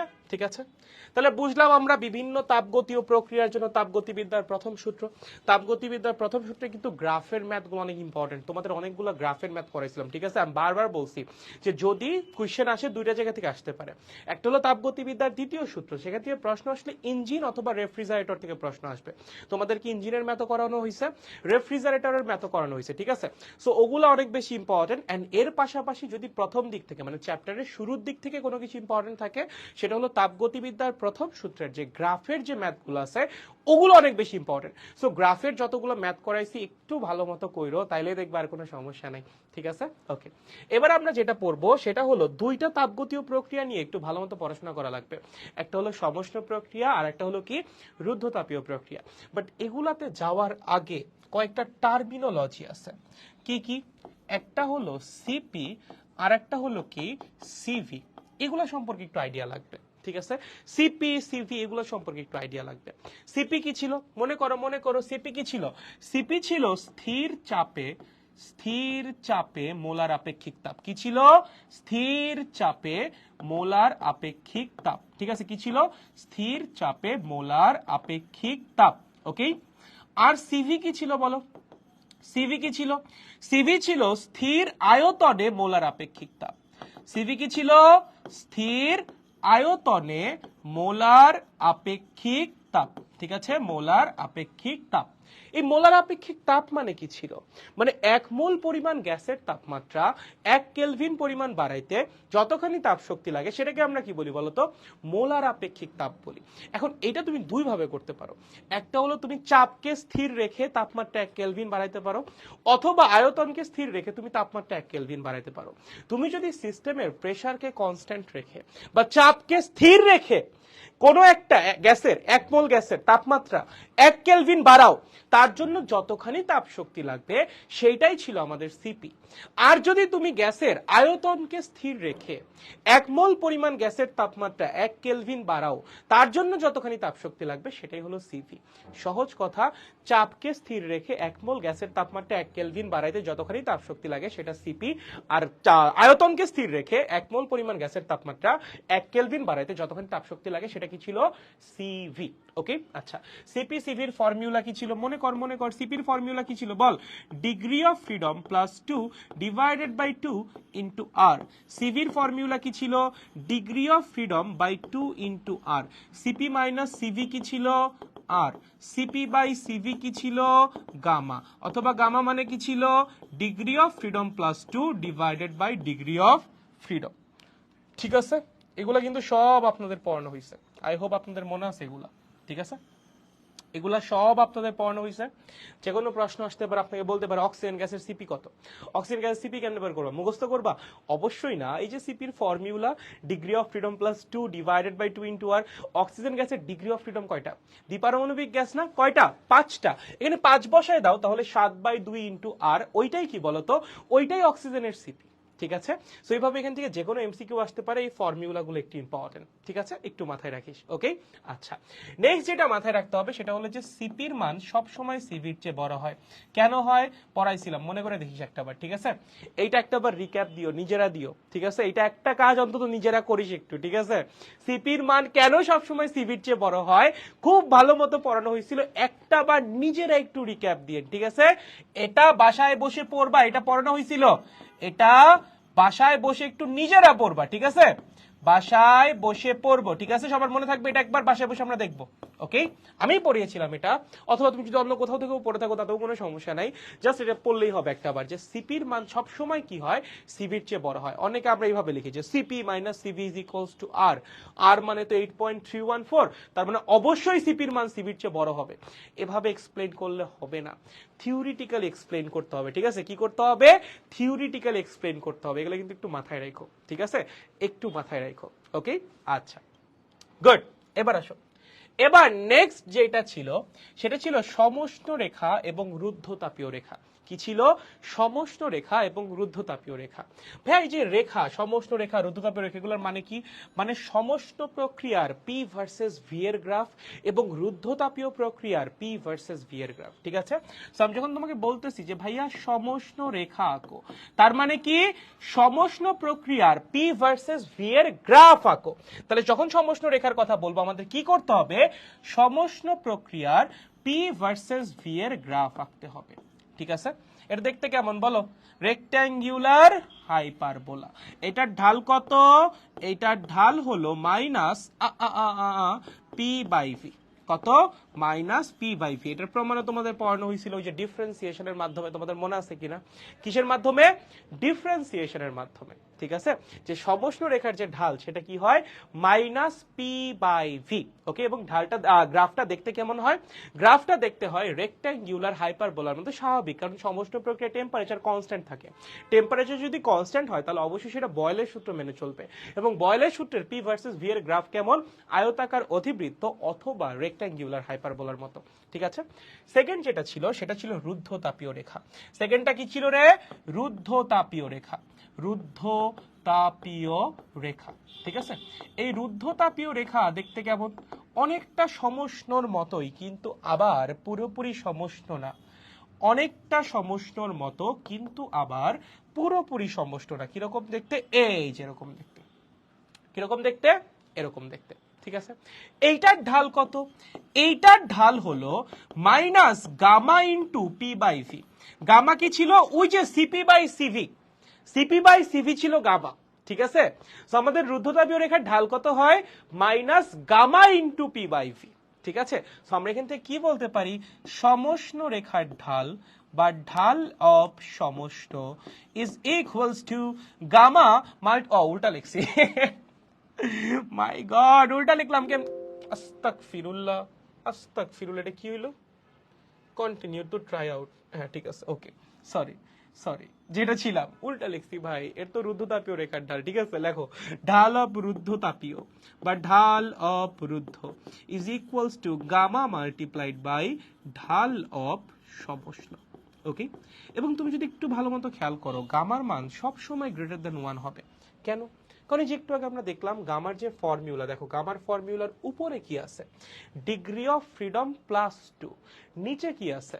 Degree of freedom. সো সবসময় লবের চেয়ে হরে একটা বড় সংখ্যায় থাকবে, আর উপরে যদি বড় সংখ্যা থাকে, নিচে যদি ছোট সংখ্যা থাকে, সেই অনুপাত বা রেশিও সবসময় গ্রেটার দ্যান 1ই হবে। সো গামার যে মানটা সেটা কিন্তু সবসময় 1-এর চেয়ে বড়। সো এখান থেকে আমরা আরামসে বলতে পারি যে রুদ্ধতাপীয় রেখার যে ঢাল হবে, ঢাল অফ রুদ্ধতাপীয় রেখা, সেটা কি হবে? সব সময় গ্রেটার দেন ঢাল অফ সমষ্ণ রেখা হবে। ওকে, তার মানে রুদ্ধতাপীয় রেখার ঢাল সব সময়, অলওয়েজ, ফর এভার, সমষ্ণ রেখার ঢালের চেয়ে বেশি, ঠিক আছে? রুদ্ধতাপীয় রেখার ঢাল সব সময়ের জন্য কি? সমষ্ণ রেখার ঢালের চেয়ে বেশি বা বড়। সো এখান থেকে আমরা বলতে পারি রুদ্ধতাপীয় রেখা অধিকতর ঢালু। রুদ্ধতাপীয় রেখা কি? রুদ্ধতাপীয় রেখা অধিকতর ঢালু, ঠিক আছে? কি এটা? অধিকতর ঢালু, ঠিক আছে? এটা চালু না কিন্তু, হ্যাঁ এটা ঢালু, এটা চালু চালু লাগতেছে না, চালু না। এটা কি হবে? রুদ্ধতাপীয় রেখা অধিকতর ঢালু। আমি লিখছিলাম ভুলে ভুলে চালু, ঠিক আছে? রুদ্ধতাপীয় রেখা কি? অধিকতর ঢালু, ঠিক আছে?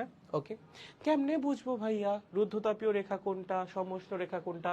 যদি দিয়ে দেয় তোমাকে গ্রাফ দুইটা একসাথে, তোমাকে বলছে এই হলো পি, এই হলো ভি, ঠিক আছে?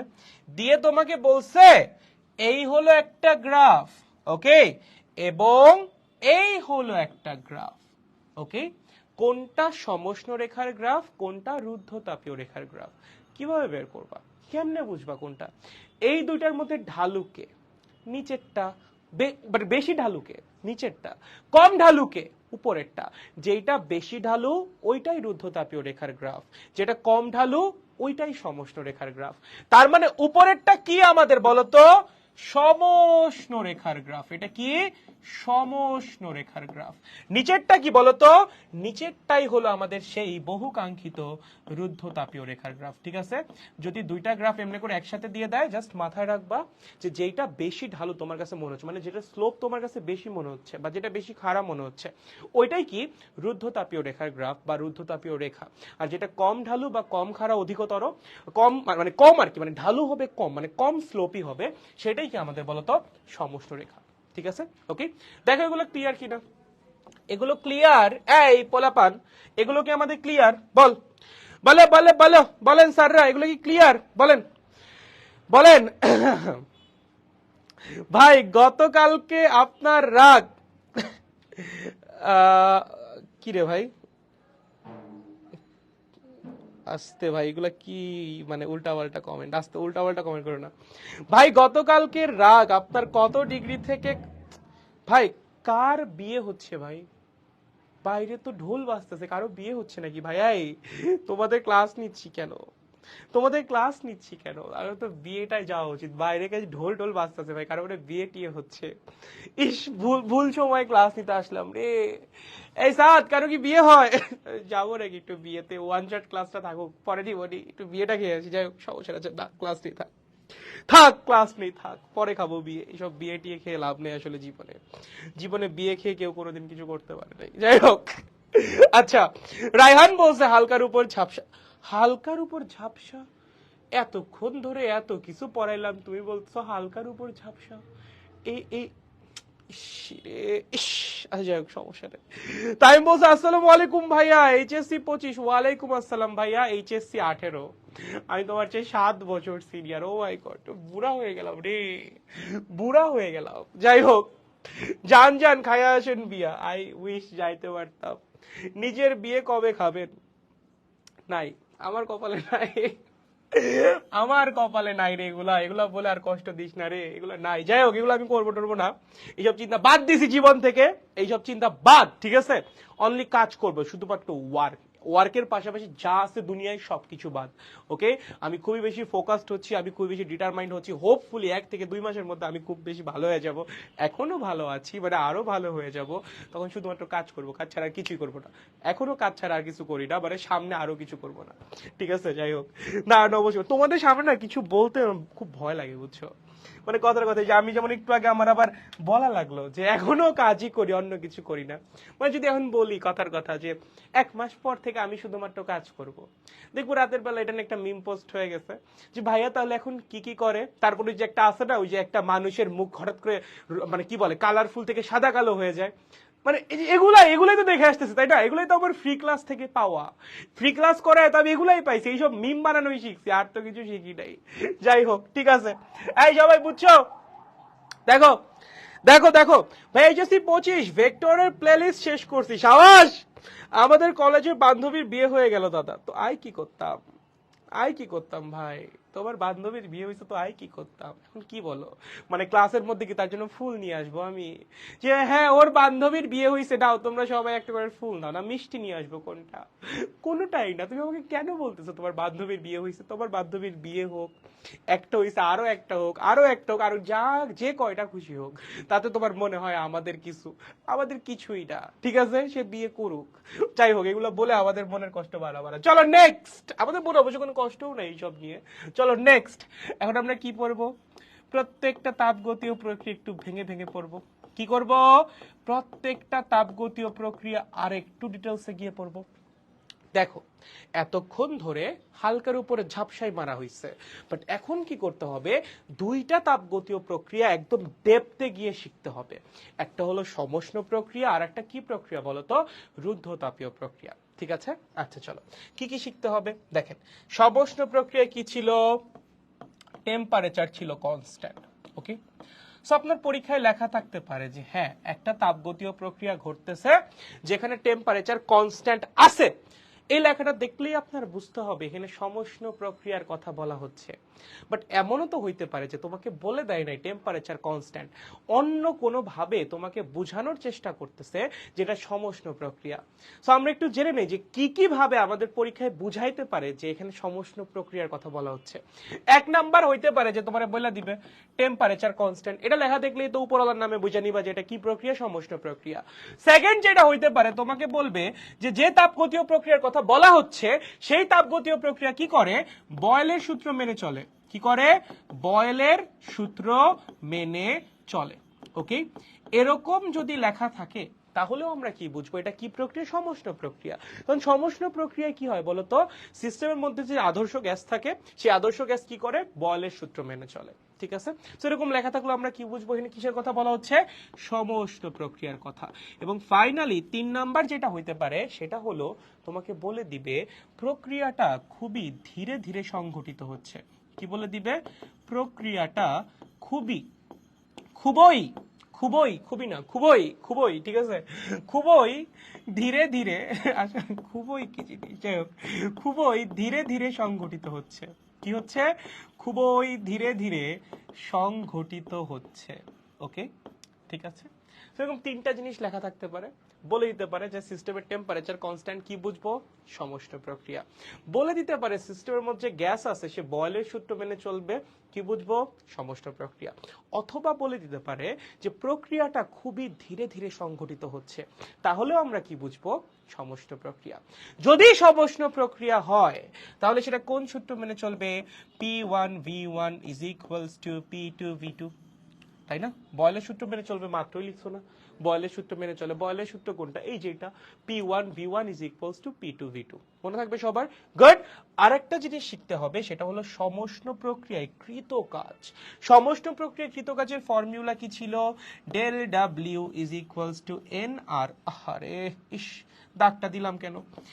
NRT ln V2 by V1 অথবা nRT ln P1 by P2 ঠিক আছে এই দুইটা জিনিস লেখা থাকতে মানে লেখা থাকতে পারে না এই দুইটা জিনিস তোমার জানা থাকা লাগবে ঠিক আছে সমস্ত প্রক্রিয়াকৃত কাজের এই হলো দুইটা ফর্মুলা ওকে এখানে এনটা কি এনটা হলো গ্যাসের মোল সংখ্যা টিটা কি ওই ফিক্সড টেম্পারেচার যেই টেম্পারেচারে মানে যেটা হলো তোমার মানে কি এখানে সমস্ত প্রক্রিয়া না সমস্ত প্রক্রিয়া কি সিস্টেমের তাপমাত্রা ফিক্সড না সিস্টেমের যে টেম্পারেচারটা ফিক্সড হয়ে আছে ওইটাই হলো এইটি দাও তোমার বলছে সিস্টেমের টেম্পারেচার সারাক্ষণ কত 40 ডিগ্রি সেলসিয়াস ওইটাই এইটি ঠিক আছে ওকে এনটা কি তোমার সিস্টেমের ভিতরে কতটুকু মোল সংখ্যা আছে মানে কত মোল গ্যাস আছে ঠিক আছে তুমি যে সিস্টেমটা নিয়ে কাজ করতেছো সেই সিস্টেমের ভিতরে কত মোল গ্যাস আছে সেটা হলো কি আমাদের এন ঠিক আছে ভি2টা কি বলতো সমষ্ণ প্রক্রিয়া শেষে সিস্টেমের আয়তন ভি1টা কি সমষ্ণ প্রক্রিয়ার শুরুতে সিস্টেমের আয়তন পি1টা কি সমষ্ণ প্রক্রিয়ার শুরুতে সিস্টেমের প্রেসার পি2টা কি সমষ্ণ প্রক্রিয়া শেষে সিস্টেমের প্রেসার ঠিক আছে আবারও বলছি ভি2 কি সমস্ত প্রক্রিয়া শেষে সিস্টেমের আয়তন মানে ফাইনাল ভলিউম বা ফাইনাল আয়তন ভি1টা কি আদি আয়তন বা সমস্ত প্রক্রিয়ার শুরুতে সিস্টেমের আয়তন কত ছিল সেটা ঠিক আছে পি2টা কি সমস্ত প্রক্রিয়া শেষে সিস্টেমের চাপ পি1টা কি সমস্ত প্রক্রিয়ার শুরুতে সিস্টেমের চাপ ঠিক আছে ওকে মনে থাকবে সো এই ফর্মুলাগুলো একটু মাথায় রাখতে হবে এগুলো দরকারি পরীক্ষায় লাগবে ঠিক আছে একটু মাথায় রাখতে হবে থাকবে সবার শিওর গুড এবার আসো রুদ্ধতাপীয় প্রক্রিয়া এটা হইছে সমস্ত প্রক্রিয়া হইছে সবার তোলা হইছে এবার রুদ্ধতাপীয়তে যাই চলো রুদ্ধতাপীয় প্রক্রিয়া এরপর আমরা কি পড়ছিলাম রুদ্ধতাপীয় প্রক্রিয়া পড়েছিলাম ভাইয়া কি পড়েছিলাম ভাইয়া রুদ্ধতাপীয় প্রক্রিয়া বা অ্যাডিয়াবেটিক প্রসেস ঠিক আছে কি ছিল রুদ্ধতাপীয় প্রক্রিয়া অথবা কি অ্যাডিয়াবেটিক প্রসেস এই প্রক্রিয়া কি ছিল বলো বলো বলো কেমনে বুঝবো মানে পরীক্ষার হলে মানে প্রশ্নের মধ্যে কি লেখা থাকবে যেটা দেখে আমরা বুঝবো যে এখানে রুদ্ধতাপীয় প্রক্রিয়ার কথা বলা হয়েছে মানে প্রশ্নে কি লেখা থাকলে তুমি বুঝবা এখানে রুদ্ধতাপীয় প্রক্রিয়ার কথা বলা হয়েছে এক নাম্বারটা সিস্টেম এবং পরিবেশের মধ্যে আদান প্রদানকৃত শক্তির মান শূন্য যদি কি বলে সিস্টেম এবং পরিবেশের মধ্যে আদান প্রদানকৃত শক্তির মান শূন্য পরিবেশের মধ্যে ডেল কিউ শূন্য তাহলে তোমার কি বুঝতে হবে যেখানে রুদ্ধতাপীয় প্রক্রিয়ার কথা বলা হয়েছে অথবা যদি তোমাকে বলে যে সিস্টেমের এনট্রপি কনস্ট্যান্ট বা সিস্টেমের এনট্রপি চেঞ্জ হচ্ছে না কি বললাম সিস্টেমের এনট্রপি যদি কনস্ট্যান্ট বলে দেয় যে একটা সিস্টেমের এনট্রপি কি আছে কনস্ট্যান্ট আছে বা সিস্টেমের এনট্রপি কি হচ্ছে না চেঞ্জ হচ্ছে না তখন তোমার বোঝা লাগবে সিস্টেমের উপর তুমি কোন তাপগতীয় প্রক্রিয়া চালাচ্ছ রুদ্ধতাপীয় প্রক্রিয়া ঠিক আছে অথবা যদি বলে যে প্রক্রিয়াটা খুবই দ্রুত সংঘটিত হচ্ছে কি খুবই দ্রুত সংঘটিত হচ্ছে খুবই দ্রুত সংঘটিত হচ্ছে ঠিক আছে সংঘটিত হচ্ছে অথবা আকস্মিকভাবে হচ্ছে অথবা কি আকস্মিকভাবে কিছু একটা হচ্ছে আকস্মিকভাবে হচ্ছে অথবা হঠাৎ করে হচ্ছে এই শব্দগুলা যদি তোমার প্রশ্নের মধ্যে লেখা থাকে তোমার বোঝা লাগবে সিস্টেমের মধ্যে কোন তাপগতীয় প্রক্রিয়া চলতেছে রুদ্ধতাপীয় প্রক্রিয়া ঠিক আছে সহজ কথা একদম ওকে রুদ্ধতাপীয় প্রক্রিয়ার সূত্র কি কি ছিল বলো এরকম লেখা থাকলে কোন কোন সূত্র অ্যাপ্লাই করবে বলো রুদ্ধতাপীয় প্রক্রিয়া একদম প্রথম সূত্র কি ছিল প্রথম সূত্র ছিল P1 V1 to the power gamma is equals to P2 V2 to the power gamma মনে আছে মনে আছে সেকেন্ড সূত্র কি ছিল T1 V1 to the power gamma minus 1 is equals to T2 V2 to the power gamma minus 1 ঠিক আছে এটা ছিল কি আমাদের সেকেন্ড সূত্র ঠিক আছে প্রথম সূত্র ছিল P1 V1 to the power gamma is equals to P2 V2 to the power gamma okay সেকেন্ডটা কি ছিল T1 V1 to the power gamma minus 1 is equals to what T2 V2 to the power gamma minus 1 গামাটা কি ছিল যে CP বাই CV অথবা degree of freedom plus 2 divided by degree of freedom ঠিক আছে ফাইনাল যে ফর্মুলাটা ছিল সেটা কি ছিল ভাইয়া ফাইনাল ফর্মুলা ছিল P1 to the power gamma minus 1 দুঃখিত T1 to the power gamma is equals to P2 to the power gamma minus 1 T2 to the power gamma ঠিক আছে এই ছিল আমাদের ফাইনাল ফর্মুলা সেই তিনটা ফর্মুলা রুদ্ধতাপীয় প্রক্রিয়ার ম্যাথের জন্য খুবই খুবই খুবই ইম্পর্টেন্ট তোমাকে বলবে যে রুদ্ধতাপীয় প্রক্রিয়া একটা সিস্টেমের চাপ 2 গুণ করা হইলো তাপমাত্রা কত গুণ হবে এই ফর্মুলা দিয়ে করতে হবে, চাপ এবং তাপমাত্রার সম্পর্ক। তোমাকে বলবে চাপ দ্বিগুণ করা হলো আয়তন কত গুণ হবে, প্রথম ফর্মুলা দিয়ে করতে হবে চাপ এবং আয়তনের মধ্যে সম্পর্ক। তোমাকে বললো আয়তন দ্বিগুণ করা হলো তাপমাত্রা কত গুণ হবে, এই যেটা দিয়ে করতে হবে আয়তন এবং তাপমাত্রার মধ্যে সম্পর্ক। বা তোমাকে যদি আয়তন দিয়ে দেয়, চাপ বের করতে বলে প্রথমটা, চাপ দিয়ে দেয় তাপমাত্রা বের করতে বলে 3 নাম্বারটা, তাপমাত্রা দিয়ে দেয় আয়তন বের করতে বলে 2 নাম্বারটা। মানে কাকে দিয়ে দিচ্ছে আর কাকে বের করতে বলতেছে, ওই দুইজনের মধ্যে সম্পর্কওয়ালা যে সূত্রটা আছে সেটা দিয়ে তুমি ম্যাথ করবা, ঠিক আছে? ওকে, আরেকটা যেটা রুদ্ধতাপীয় প্রক্রিয়াকৃত কাজ, সেটার ফর্মুলা কি, nr divided by 1 minus gamma T2 minus T1। ঠিক আছে, আই হোপ এগুলো আপনাদের মনে আছে। এনটা কি, সিস্টেমের মধ্যে থাকা আদর্শ গ্যাসের মোল সংখ্যা, গামাটা কি, ওই যে ওই গ্যাসটার গামা সিপি বাই সিভি, ঠিক আছে, মানে সিস্টেমের ভিতর যে গ্যাসটা আছে তার গামা। ওকে, টি2টা কি, সিস্টেমের ফাইনাল টেম্পারেচার, মানে রুদ্ধতাপীয় প্রক্রিয়া শেষে সিস্টেমের তাপমাত্রা কত হচ্ছে সেটা হলো টি2। টি1টা কি, রুদ্ধতাপীয় প্রক্রিয়ার শুরুতে সিস্টেমের তাপমাত্রা কত ছিল সেইটা হলো আমাদের কি টি1। ঠিক আছে, দেখো এগুলো মনে আছে কিনা সবার, সমষ্ণ প্রক্রিয়া এবং রুদ্ধতাপীয় প্রক্রিয়া এইসব জিনিসপাতি তোমাদের কি মনে আছে? দেখো দেখো দেখো দেখো মনে আছে কিনা বলো। ভাই আপনি ভালো মজা করে ক্লাস নেন, আমি আপনার প্রায় সব ক্লাস করছি ইউটিউব থেকে। Thank you Milan, thank you, thanks a lot man, thank you thank you. ভাই যদি বলে প্রক্রিয়াটি ধীরে ধীরে সংঘটিত হচ্ছে আবার পি কনস্ট্যান্ট দেওয়া থাকে, তাহলে তাহলে সমচাপীয় প্রক্রিয়া, পি কনস্ট্যান্ট যদি লেখা থাকে তো সমচাপীয় প্রক্রিয়া বুঝাই যাইতেছে, ঠিক আছে, সমচাপীয় প্রক্রিয়া। ওকে চলো, মনে আছে আবার নাই, আস্তাগফিরুল্লাহ, এগুলো কেমন কথা ভাই, বুঝলাম না, বুঝলাম না, মনে আছে আবার নাই মানে কি, কি তুমি কি ছলো না মই নাকি ভাই, এগুলা কেন বলো, এগুলা বলবা না, বলবা মনে আছে, থাকলে বলবো মনে আছে, মনে না থাকলে বলবো মনে নাই, সহজ কথা, ছলো না টাইপের কথাবার্তা বলা যাবে না, ঠিক আছে, বি এ ম্যান। ওকে চলো ভাই, জুম ক্লাস করান, সরাসরি কোয়েশ্চেন করতে চাই, দুঃখিত আমি লাইভ ক্লাস করাই, I am not a zoom. যেরকম ছিল না একটা সময়, কি যেন, হি ওয়াজ এ অমুক বয়, শি ওয়াজ এ অমুক গার্ল, ঠিক আছে, I M A live class বয়, ঠিক আছে, আমি কোন জুম বয় না, আমি কি লাইভ ক্লাস বয়, আমি লাইভ ক্লাস নেই। Okay, Facebook live class boy, I am not a Zoom boy. Okay, পেজেসি তেইশের জন্য কোনো গাইডলাইন সেশন আনবেন না, শেষ হোক এই ফ্রি ক্লাসগুলো, শেষ হোক, শেষের দিকে যা অবশ্যই কিছু না কিছু করার চেষ্টা করবো যদি সুযোগ হয়, ঠিক আছে? ওকে দেখো দেখো পোলাপান, সবাই বুঝছি এই পর্যন্ত, রুদ্ধতাপীয় প্রক্রিয়া পর্যন্ত সবার কি ক্লিয়ার হইছে? ইঞ্জিনিয়ারিং এর জন্য গাণিতিক রসায়ন কোনটা বেস্ট বর্তমানে আমি তো জানি না, কেমিস্ট্রি কোনো ভাইরে জিজ্ঞাসা করো, উনি আরো ভালো বলতে পারবে, অথবা তোমরা যদি কেউ জেনে থাকো তাহলে ওর কমেন্টে রিপ্লাইটা একটু দিয়ে দিও, ঠিক আছে, আমার আইডিয়া নাই আসলে, ঠিক আছে, ব্রো ইজ নট এ জুমার। আচ্ছা ওকে ভাই, আজকে সন্ধ্যায় আসলেন যে, ভাইয়া ফ্রি ক্লাস তো সন্ধ্যাতেই হয়, আমাদের ফ্রি ক্লাস তো ওই 8টার সময় হইতো, ফিক্স টাইম, ঠিক আছে। ওরে পচা নেট রে, আয় হায়, তোমার নেটের যদি এই অবস্থা হয় তুমি লাইভ ক্লাসই করতে পারো না, জুমে তুমি কি প্রশ্ন করবা, তুমি তো খালি ঠেকে ঠেকে যাবা, জুমে ব্যান্ডউইথ বেশি লাগে, ঠিক আছে।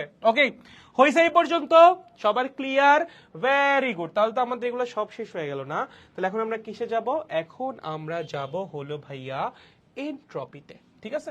এখন আর অল্প একটু বাকি আছে, ম্যাক্সিমাম জিনিসপাতি আমাদের রিভাইজ দেওয়া হয়ে গেছে, লাস্টের দিকে ছোট্ট ছোট্ট কিছু জিনিসপাতি বাকি আছে, ঠিক আছে। এনট্রপি, এনট্রপি কি ছিল? এনট্রপি ছিল সিস্টেমের বিশৃঙ্খলার পরিমাপ, মনে আছে এনট্রপি কি ছিল? এনট্রপি ছিল সিস্টেমের বিশৃঙ্খলার পরিমাপ, কি ছিল? সিস্টেমের বিশৃঙ্খলার পরিমাপ। ওকে, এনট্রপি কি ছিল? সিস্টেমের বিশৃঙ্খলার পরিমাপ। ওকে, মানে একটা সিস্টেম কত বেশি শৃঙ্খল বা কত বেশি বিশৃঙ্খল সেটা বোঝা যায় তো সিস্টেমের এনট্রপি দিয়ে। যদি কোনো একটা তাপগতীয় প্রক্রিয়া সিস্টেমের উপর চালানোর কারণে সিস্টেমের এনট্রপি বৃদ্ধি পায়, তখন আমরা বুঝবো সিস্টেমের বিশৃঙ্খলা বাড়ছে। আর যদি কোনো একটা তাপগতীয় প্রক্রিয়া সিস্টেমের উপর চালানোর কারণে সিস্টেমের এনট্রপি হ্রাস পায়, তাহলে আমরা কি বুঝবো? সিস্টেমের বিশৃঙ্খলা কমছে। সহজ কথা, সিস্টেমের এনট্রপির মান কিন্তু আমরা বের করতে পারি না, আমরা কি বের করতে পারি? যে সিস্টেমের উপর যদি কোনো একটা স্পেসিফিক তাপগতীয় প্রক্রিয়া চালানো হয়, তাহলে সেই তাপগতীয় প্রক্রিয়া চলাকালীন অবস্থায় সিস্টেমের এনট্রপির পরিবর্তন কত সেটা আমরা বের করতে পারি, বাট এনট্রপির মান কিন্তু আমরা কখনোই বের করতে পারি না। যদি পরিবর্তনটা পজিটিভ হয় আমরা বুঝবো এনট্রপি বাড়ছে, মানে সিস্টেমের বিশৃঙ্খলা বাড়ছে। যদি পরিবর্তনটা নেগেটিভ হয় আমরা কি বুঝবো? এনট্রপি কমছে, মানে কি বিশৃঙ্খলা কমছে, ঠিক আছে। সো এনট্রপির পরিবর্তন যদি হয় পজিটিভ, আমরা কি বুঝবো? এনট্রপি বৃদ্ধি পাইছে অথবা সিস্টেমের বিশৃঙ্খলা বৃদ্ধি পাইছে। কি হইছে সিস্টেমের বিশৃঙ্খলা বৃদ্ধি পাইছে আর যদি এমন হয় যে ডেল এসটা আসতেছে নেগেটিভ ডেল এসটা কি আসতেছে নেগেটিভ তাহলে কি বুঝবো সিস্টেমের বিশৃঙ্খলা হ্রাস পাইছে বিশৃঙ্খলা কি হইছে হ্রাস পাইছে যদি ডেল এস হয় 0 তাহলে কি বুঝবো ডেল এস যদি 0 হয় তাহলে কি বুঝবো সিস্টেমের বিশৃঙ্খলা আনচেঞ্জড সিস্টেমের বিশৃঙ্খলা চেঞ্জ হয় নাই সিস্টেমের বিশৃঙ্খলা কি আছে আনচেঞ্জড আছে ঠিক আছে ওকে সবার মনে থাকবে একটা কুইক কোয়েশ্চেন কোন তাপগতীয় প্রক্রিয়ায় সিস্টেমের বিশৃঙ্খলা চেঞ্জ হয় না এমসিকিউ আসছে কি কোন তাপগতীয় প্রক্রিয়ায় সিস্টেমের বিশৃঙ্খলা চেঞ্জ হয় না বলো কোন তাপগতীয় প্রক্রিয়ায় কি হয় না সিস্টেমের বিশৃঙ্খলা চেঞ্জ হয় না সিস্টেম এর বিশৃঙ্খলা চেঞ্জ হয় না বলো কোন তাপগতীয় প্রক্রিয়ায় সিস্টেমের বিশৃঙ্খলা চেঞ্জ হয় না বলো কুইক বলো কোনটা কোন তাপগতীয় প্রক্রিয়ায় সিস্টেমের বিশৃঙ্খলায় কোনো চেঞ্জই আসে না বলো তো কোনটায় আরে সেরা লিবন বলছে রুদ্ধতাপীয় আনাস বলছে অ্যাডিয়াবেটিক প্রধান বলছে রুদ্ধতাপীয় গুড আফিয়া বলছে রুদ্ধতাপীয় গুড লিমন বলছে রিভার্সিবল কই থেকে আসলো ভাই এর মধ্যে রিভার্সিবল কই থেকে আসলো ওগুলা দাও তো ঠিক আছে আচ্ছা প্রণব বলছে রুদ্ধতাপীয় গুড রায়হান বলছে রুদ্ধতাপীয় সেরা মিলন বলছে রুদ্ধতাপীয় সেরা নাসির বলছে রুদ্ধতাপীয় সেরা ভাই শিয়াব বলছে রুদ্ধতাপীয় লিমন বলছে রুদ্ধতাপীয় অঙ্কন বলছে রুদ্ধ ও মাই গড নাসির বলছে রুদ্ধ সেরা পোলাপান কি হবে অ্যান্সার রুদ্ধতাপীয় কেন কারণ রুদ্ধতাপীয় প্রক্রিয়ায় এন্ট্রপি পরিবর্তন হয় না এন্ট্রপি কনস্ট্যান্ট থাকে তার মানে বিশৃঙ্খলাও চেঞ্জ হয় না ঠিক আছে কি হবে অ্যান্সার রুদ্ধতাপীয় ঠিক আছে কি হবে রুদ্ধতাপীয় ওকে ঠিক আছে এন্ট্রপির পরিবর্তনে দুইটা ফর্মুলা ছিল del S is equals to del Q by T ঠিক আছে এটা কখন ছিল যখন সিস্টেমের টেম্পারেচার কনস্ট্যান্ট থাকে ঠিক আছে এটা কখন অ্যাপ্লাই করা যেত যখন সিস্টেমের টেম্পারেচার কনস্ট্যান্ট মানে শুধুমাত্র সমষ্ণ প্রক্রিয়ার ক্ষেত্রে ঠিক আছে তুমি শুধুমাত্র সমষ্ণ প্রক্রিয়ার ক্ষেত্রে এই ফর্মুলা অ্যাপ্লাই করতে পারবা যখন সিস্টেমের টেম্পারেচার কি কনস্ট্যান্ট ঠিক আছে সিস্টেমের টেম্পারেচার যদি কনস্ট্যান্ট থাকে তখন আপনি সিস্টেমের যে এন্ট্রপির পরিবর্তন সেটা এই ফর্মুলা দিয়ে বের করতে পারেন ঠিক আছে এখন যদি সিস্টেমের টেম্পারেচার চেঞ্জ হয়ে যায় তখন এন্ট্রপির পরিবর্তনের ফর্মুলা কি হবে বলো সিস্টেমের মধ্যে থাকা যেটাই আছে তার ভর মাল্টিপ্লাইড বাই তার আপেক্ষিক তাপ MS LN T2 by T1 ঠিক আছে T2 টা কি সিস্টেমের ফাইনাল টেম্পারেচার T1 টা কি সিস্টেমের ইনিশিয়াল টেম্পারেচার ঠিক আছে এমটা কি বলতো যার এন্ট্রপির পরিবর্তন তুমি বের করতেছো তার ভর এসটা কি যার এন্ট্রপির পরিবর্তন বের করতেছো তার আপেক্ষিক তাপ অনেকে আমরা কনফিউজড হই এটা নিয়ে হ্যাঁ এসটা কিন্তু আপেক্ষিক তাপ ওকে এসটা কি এসটা হলো আপেক্ষিক তাপ ওকে এসটা কি এস হলো আপেক্ষিক তাপ ঠিক আছে T2 টা কি তুমি তো একটা তাপগতীয় প্রক্রিয়া চালাচ্ছ তাই না তার কারণেই তো এন্ট্রপিটা চেঞ্জ হচ্ছে সেই তাপগতীয় প্রক্রিয়া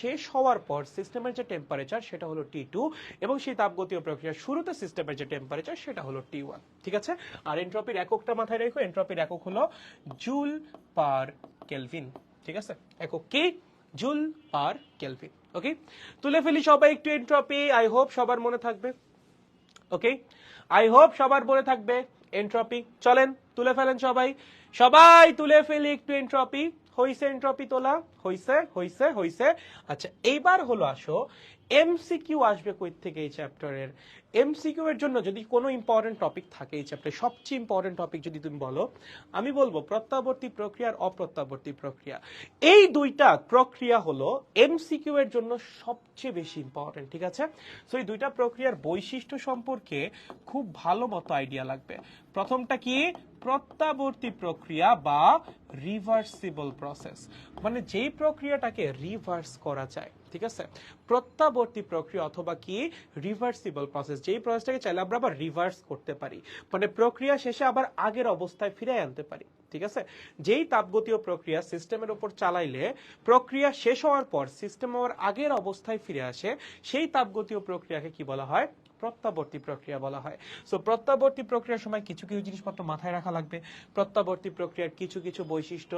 প্রথম বৈশিষ্ট্য এখানে আচ্ছা, প্রথমটা তো একদম খুব সোজা, সেটা কি, এটাকে মানে এটা রিভার্সিবল। বাংলা কি রিভার্সিবল? বাংলা কি রিভার্সিবলের বাংলা মানে প্রত্যাবর্তী না। এটা এটা একটা রিভার্সিবল প্রসেস। এটা একটি কি রিভার্সিবল প্রসেস। রিভার্সিবল প্রসেস তার মানে কি? তার মানে হলো প্রক্রিয়াটা শেষ হওয়ার পর সিস্টেম আবার তার ইনিশিয়াল অবস্থায় ব্যাক করবে। প্রক্রিয়াটা যখন শেষ হয়ে যাবে তখন সিস্টেম কি করবে? আবার ইনিশিয়াল অবস্থায় বা ইনিশিয়াল কন্ডিশনে ব্যাক করবে। ঠিক আছে।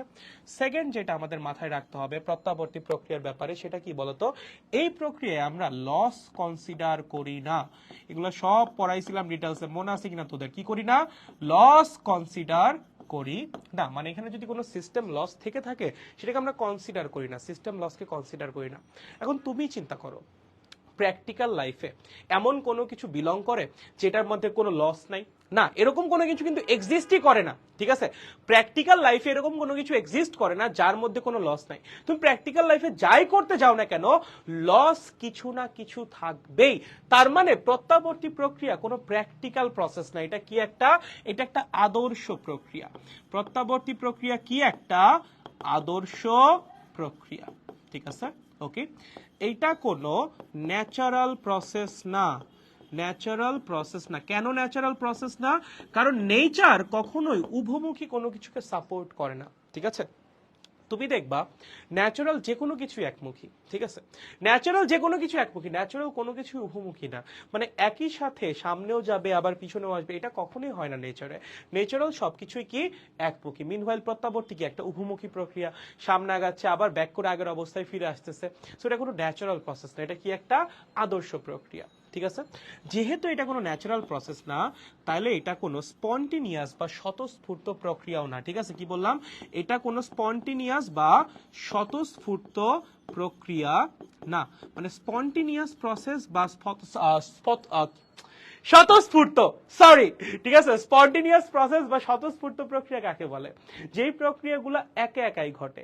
কোন প্রক্রিয়াগুলো একা একাই ঘটে? ন্যাচারাল প্রক্রিয়াগুলো।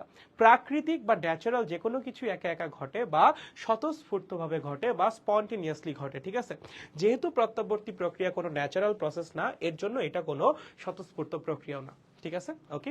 তাহলে অপ্রত্যাবর্তী প্রক্রিয়ার বৈশিষ্ট্য কি হবে? এটার উল্টাগুলা। ঠিক আছে, প্রত্যাবর্তী প্রক্রিয়ার বৈশিষ্ট্য যা, অপ্রত্যাবর্তীর কি হবে বলতো?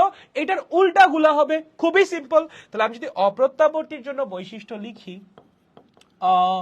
অপ্রত্যাবর্তী প্রক্রিয়া, বলো বৈশিষ্ট্য কি হবে? তোমরাই পারবা, বলো। এটা কি কোনো রিভার্সিবল প্রসেস? না। প্রথম কথা, এটা উভমুখী না, এটা উভমুখী না। ঠিক আছে, মানে একদম আগের অবস্থায় কখনোই আমরা ব্যাক করতে পারবো না। সিস্টেম যে অবস্থা থেকে শুরু হয়েছিল, প্রক্রিয়া চালানোর শুরুতে সিস্টেম যে অবস্থায় ছিল, প্রক্রিয়া শেষে আমরা সেই অবস্থায় ব্যাক করব না। তার মানে এটা রিভার্সিবল বা উভমুখী না। This is the first one. ঠিক আছে, সেকেন্ড যেটা, এখানে আমরা কি করি? অবশ্যই লস কনসিডার করি। কি করি? লস কনসিডার করি। ঠিক আছে, সিস্টেমের লস অবশ্যই কনসিডার করতে হবে। ওকে, 3 নাম্বার যেটা, এটা তো আদর্শ প্রক্রিয়া ছিল। এটা কোনো আদর্শ প্রক্রিয়া না, এটা কিন্তু কোনো আদর্শ প্রক্রিয়া না। এটা কি? এটা একটা প্র্যাকটিক্যাল প্রক্রিয়া। ঠিক আছে, একটা প্র্যাকটিক্যাল প্রসেস, প্র্যাকটিক্যাল প্রসেস। ওকে, ওকে। নেচারে সবকিছুই কি একমুখী, তার মানে এটা একটা ন্যাচারাল প্রসেস। এটা কি একটা ন্যাচারাল প্রসেস বা প্রাকৃতিক প্রক্রিয়া। ঠিক আছে, একে একাই ঘটে, ন্যাচারাল প্রসেস বা প্রাকৃতিক প্রক্রিয়া। ন্যাচারাল সবকিছুই কি স্বতঃস্ফূর্ত, তার মানে এটা কি একটা স্বতঃস্ফূর্ত প্রক্রিয়া। কি একটা স্বতঃস্ফূর্ত প্রক্রিয়া। ঠিক আছে, তাহলে এই বৈশিষ্ট্যগুলো আমাদের একটু মাথায় রাখতে হবে প্রত্যাবর্তী প্রক্রিয়া এবং অপ্রত্যাবর্তী প্রক্রিয়া। ঠিক আছে, ওকে। আরেকটা জিনিস মাথায় রাখতে হবে, 6 নাম্বার যেটা, প্রত্যাবর্তী প্রক্রিয়ায় এনট্রপির পরিবর্তন সব সময় শূন্য হয়। ঠিক আছে, প্রত্যাবর্তী প্রক্রিয়া কি হয়? এনট্রপির পরিবর্তন সব সময় শূন্য হয়। আর অপ্রত্যাবর্তী প্রক্রিয়া কি হয়? এনট্রপির পরিবর্তন সব সময় হয় পজিটিভ। ঠিক আছে, সব সময় অলওয়েজ পজিটিভ হয়। অপ্রত্যাবর্তী যে কোনো প্রক্রিয়ায় এনট্রপির পরিবর্তন সব সময় পজিটিভ হবে। তাহলে এখন তুমি বলো, আমাদের প্র্যাকটিক্যাল লাইফে যত প্রক্রিয়া সবই কি বলতো? অপ্রত্যাবর্তী প্রক্রিয়া। তারপরে আমরা প্র্যাকটিক্যাল লাইফে যাই করি না কেন, এনট্রপি সব সময় বৃদ্ধি পায়। তার মানে আমাদের প্র্যাকটিক্যাল লাইফে আমাদের কাজগুলোর থ্রুতে এই দুনিয়ায় এনট্রপির মান বা বিশৃঙ্খলার মান বাড়তেই আছে, এবং বাড়তে বাড়তে একটা সময় এনট্রপির মানটা হয়ে যাবে ম্যাক্সিমাম। তখন আমাদের এই দুনিয়ায় শক্তির রূপান্তরের যে ব্যাপারটা সেটার পসিবল হবে না। ওইটাকেই বলা হয় ইউনিভার্সের হিট ডেথ, মানে ইউনিভার্স তখন হিট ইকুইলিব্রিয়ামে পৌঁছায় যাবে। ঠিক আছে, মানে ইউনিভার্সের টার্মিনেশন নিয়ে অনেকগুলো থিওরি আছে, তার মধ্যে একটা হলো এই হিট ডেথ। হিট ডেথ কখন হবে? যখন আমাদের ইউনিভার্সের এনট্রপি যেটা সেটা ম্যাক্সিমাম হয়ে যাবে। ঠিক আছে, ওকে। আর প্রত্যাবর্তী প্রক্রিয়ার জন্য একটা ফর্মুলা আছে, সেটা হলো কিউ ইজ প্রপোর্শনাল টু টি। এটা গেছে আমরা সবাই জানি, ওই যে ইঞ্জিনের সময় লাগে আর কি। ঠিক আছে, দেখেন প্রত্যাবর্তী অপ্রত্যাবর্তী ক্লিয়ার। এই পারবা যদি এমসিকিউতে বৈশিষ্ট্য থেকে প্রশ্ন আসে যে নিচের কোনটা কোনটা প্রত্যাবর্তী প্রক্রিয়ার বৈশিষ্ট্য, নিচের কোনটা কোনটা অপ্রত্যাবর্তী প্রক্রিয়ার বৈশিষ্ট্য, আসলে পারবা না বলো তো সবাই? বলো পারবা নাকি পারবা না বলো। তাহলে প্রাস্ত কি ন্যাচারাল সিস্টেম না? কারণ প্রাস্ত 2D। হোয়াট? মানে 2Dর সাথে এখানে সম্পর্ক কি? মানে তুমি কিসের সাথে কি মিলাচ্ছ? মানে 2D কই থেকে আসলে এখানে? মানে প্রাসের সাথে এখানে কি সম্পর্ক? প্রাসের সাথে তো তাপের কোনো সম্পর্ক নাই। ঠিক আছে, মনে একটু মানে অনেক মিক্স আপ করে ফেলতেছো। ঠিক আছে, আচ্ছা ভাইয়া, আস্তাগফিরুল্লাহ ভাই, আপনার কথা একজনের কাছে শুনেছিলাম, কিন্তু আমার ভালো লাগে না আপনারা দেখে। আজকে হঠাৎ আপনার লাইভ চোখে পড়লো, ভাবলাম একটু দেখি কেমন পড়ায় লোকটা। সত্যি বলতে মুগ্ধ হইলাম আপনার ক্লাসে। ও মাই গড, থ্যাংক ইউ। আচ্ছা ওকে, মিলন বলছে পারবো দাদা, ওকে গুড। রায়হান বলছে ক্লিয়ার, ওকে দাদা। আমার জন্য কাল আনা রাগ হইছিলেন আরে দূর বেটা, দূর দূর দূর, চিল চিল চিল চিল চিল চিল চিল চিল চিল। আরে কালকের দোষ আমারই ছিল। মানে আমি বলি শোন, মানে কয়েকদিন ধরে আমি আসলে একটু, মানে আমি বিং অনেস্ট, মেন্টালি একটু ডিস্টার্বড। এর জন্য মানে ছোট ছোট ব্যাপার নিয়ে খুব তাড়াতাড়ি ট্রিগার্ড হয়ে যাচ্ছি। বাট মানে দোষটা আমারই, তো আমাদের মোটেও দোষ না। দেখবা যে ক্লাসের মধ্যে এসে কেমন যেন হয়ে থাকে, যাই হোক ওটা বাদ দাও। ঠিক আছে, সো এটা আসলে আমারই দোষ। সো আমি আস্তে আস্তে ঠিক হচ্ছি, তোমাদের কোনো দোষ নেই এখানে। ঠিক আছে, ওকে দাদা। আজকে আপনারা দেখা ভালো লাগতেছে, thank you ma'am, thank you. এই দেখো বস, হ্যাঁ বস বলেন। এগুলো বুঝছো? এগুলো পারবা তোমরা? বলো তো, একটু বলো আমাকে এগুলো পারবে কিনা। এগুলো পারলে আমরা সামনে আগাই। পারবে সবাই? পারবে পারবে। দেখো আমাদের প্রত্যাবর্তী অপ্রত্যাবর্তী হয়ে গেছে, এখন আমরা ইঞ্জিনে যাব। ঠিক আছে, আমরা ইঞ্জিনে যাই তাহলে। সবাই ইঞ্জিনের দিকে প্রবেশ করি, চলেন। কি লিখছো? পলিট্রপিক প্রসেসে কি এনট্রপি পরিবর্তন নির্ণয় করা যায়? পলিট্রপিক প্রসেস কি? I don't know about this. Polytropic প্রসেসের নাম শুনে কখনো? What is polytropic process? নাম শুনে কখনো? ঠিক আছে, মানে আমি পলিট্রপিক প্রসেসের নাম শুনে কখনো, প্রথমবার শুনলাম জীবনে। ক্লিয়ার দাদা ভাই, আপনি এত ন্যাকামি করতে পারেন না। চলো লেখো ইঞ্জিন। এই লেখো হিট ইঞ্জিন। কি লিখবা? Hit engine. ওকে আচ্ছা, হিট ইঞ্জিন কি ছিল বলো? বুঝাই যায় ভাই ইঞ্জিন কি করে। ইঞ্জিন শক্তিকে কাজে রূপান্তর করে। হিট ইঞ্জিন কি করবে? অবশ্যই বায়ু শক্তিকে কাজে রূপান্তর করবে না। নামের শুরুতে লেখা আছে হিট, তার মানে কি করবে বলতো? তাপ শক্তিকে কাজে রূপান্তরিত করবে। কি করবে? তাপ শক্তিকে কাজে রূপান্তর করবে ভাইয়া। ওকে ওকে, কি ছিল হিট ইঞ্জিনের ব্যাপার স্যাপার মনে করে দেখেন। এখানে কি থাকতো? একটা তাপ উৎস। ঠিক আছে, এখানে কি থাকতো? একটা তাপ গ্রাহক। ওকে, মনে আছে? তাপ উৎস থেকে কি হইতো? ইঞ্জিন একটা নির্দিষ্ট পরিমাণ তাপ শক্তি গ্রহণ করত। এই তাপ শক্তির একটা অংশ ইঞ্জিন কাজে রূপান্তর করত, এবং অবশিষ্ট অংশ কি করত? তাপ গ্রাহকে বর্জন করত। ফর্মুলা কি ছিল বলো? Q1 is equals to W plus Q2। কারণ Q1 থেকে W Q2 দুইটা আসছে। Q1 এর একটা অংশ কাজে রূপান্তরিত হয়েছে, অবশিষ্ট অংশ তাপ গ্রাহকে বর্জন করে দিচ্ছে। ঠিক আছে, ওকে।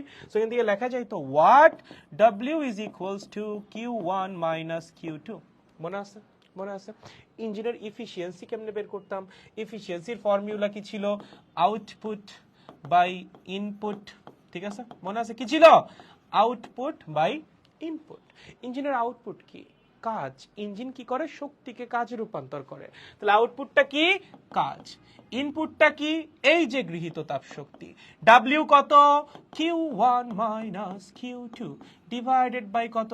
Q1, তার মানে 1 minus Q2 divided by Q1 multiplied by what? 100%। ঠিক আছে, তুমি যদি পার্সেন্টেজে প্রকাশ করতে চাও তখন 100 দিয়ে গুণ করে দিবা, সিম্পল। ঠিক আছে, এইটা ছিল নর্মাল যে হিট ইঞ্জিন সেটার ফর্মুলা। এখন আমাদের বইয়ে একটা স্পেশাল টাইপের ইঞ্জিনের কথা, মানে একটা স্পেশাল টাইপের হিট ইঞ্জিনের কথা বলা আছে বা আলোচনা করা আছে। সেটা কি বলতো? সেটা ছিল কার্নো ইঞ্জিন। সেটা কি ছিল? Karnaugh engine. কার্নো ইঞ্জিনের স্পেশালিটি কি? কার্নো ইঞ্জিনের স্পেশালিটি কি? এইটা একটা একদম আদর্শ ইঞ্জিন, মানে প্রত্যাবর্তী প্রক্রিয়ায় রান করা একটা ইঞ্জিন। ঠিক আছে, কি ইঞ্জিন? একটা আদর্শ ইঞ্জিন বা এমন একটা হিট ইঞ্জিন যে ইঞ্জিন কিনা প্রত্যাবর্তী প্রক্রিয়া বা রিভার্সিবল প্রসেসে রান করে। ঠিক আছে, এটা কেমনে চলতো? চারটা তাপগতীয় প্রক্রিয়ার মাধ্যমে চলতো। কি কি ছিল মনে করে দেখো, মনে করো সবাই মনে করো, চলো কি ছিল? এই যে এরকম এরকম ছিল, মনে পড়ে রুবি রায়? দেখো কবিতায় তোমাকে দেখো, এই যে দেখো, tongue tongue tongue tongue tongue tongue tongue tongue tongue, এরকম ছিল না? এরকমই ছিল। এই ছিল এ, এই ছিল বি, এই ছিল সি, এই ছিল ডি, পি ভার্সেস ভি এর গ্রাফ ছিল। ঠিক আছে, এ থেকে বি কি প্রক্রিয়া ছিল বলো? এই এ থেকে বি কি ছিল বলতো? এটা ছিল সমষ্ণ প্রসারণ। সবার মনে আছে কি ছিল বল? সমষ্ণ প্রসারণ। ঠিক আছে, বি থেকে সি কি ছিল বল? রুদ্ধতাপীয় প্রসারণ। কি ছিল? রুদ্ধতাপীয় প্রসারণ। ঠিক আছে, রুদ্ধতাপীয় প্রসারণ। সি থেকে ডি কি ছিল বল? স্যার সি থেকে ডি যে জিনিসটা, এটা কি ছিল বলেন? সমষ্ণ সংকোচন। কি ছিল?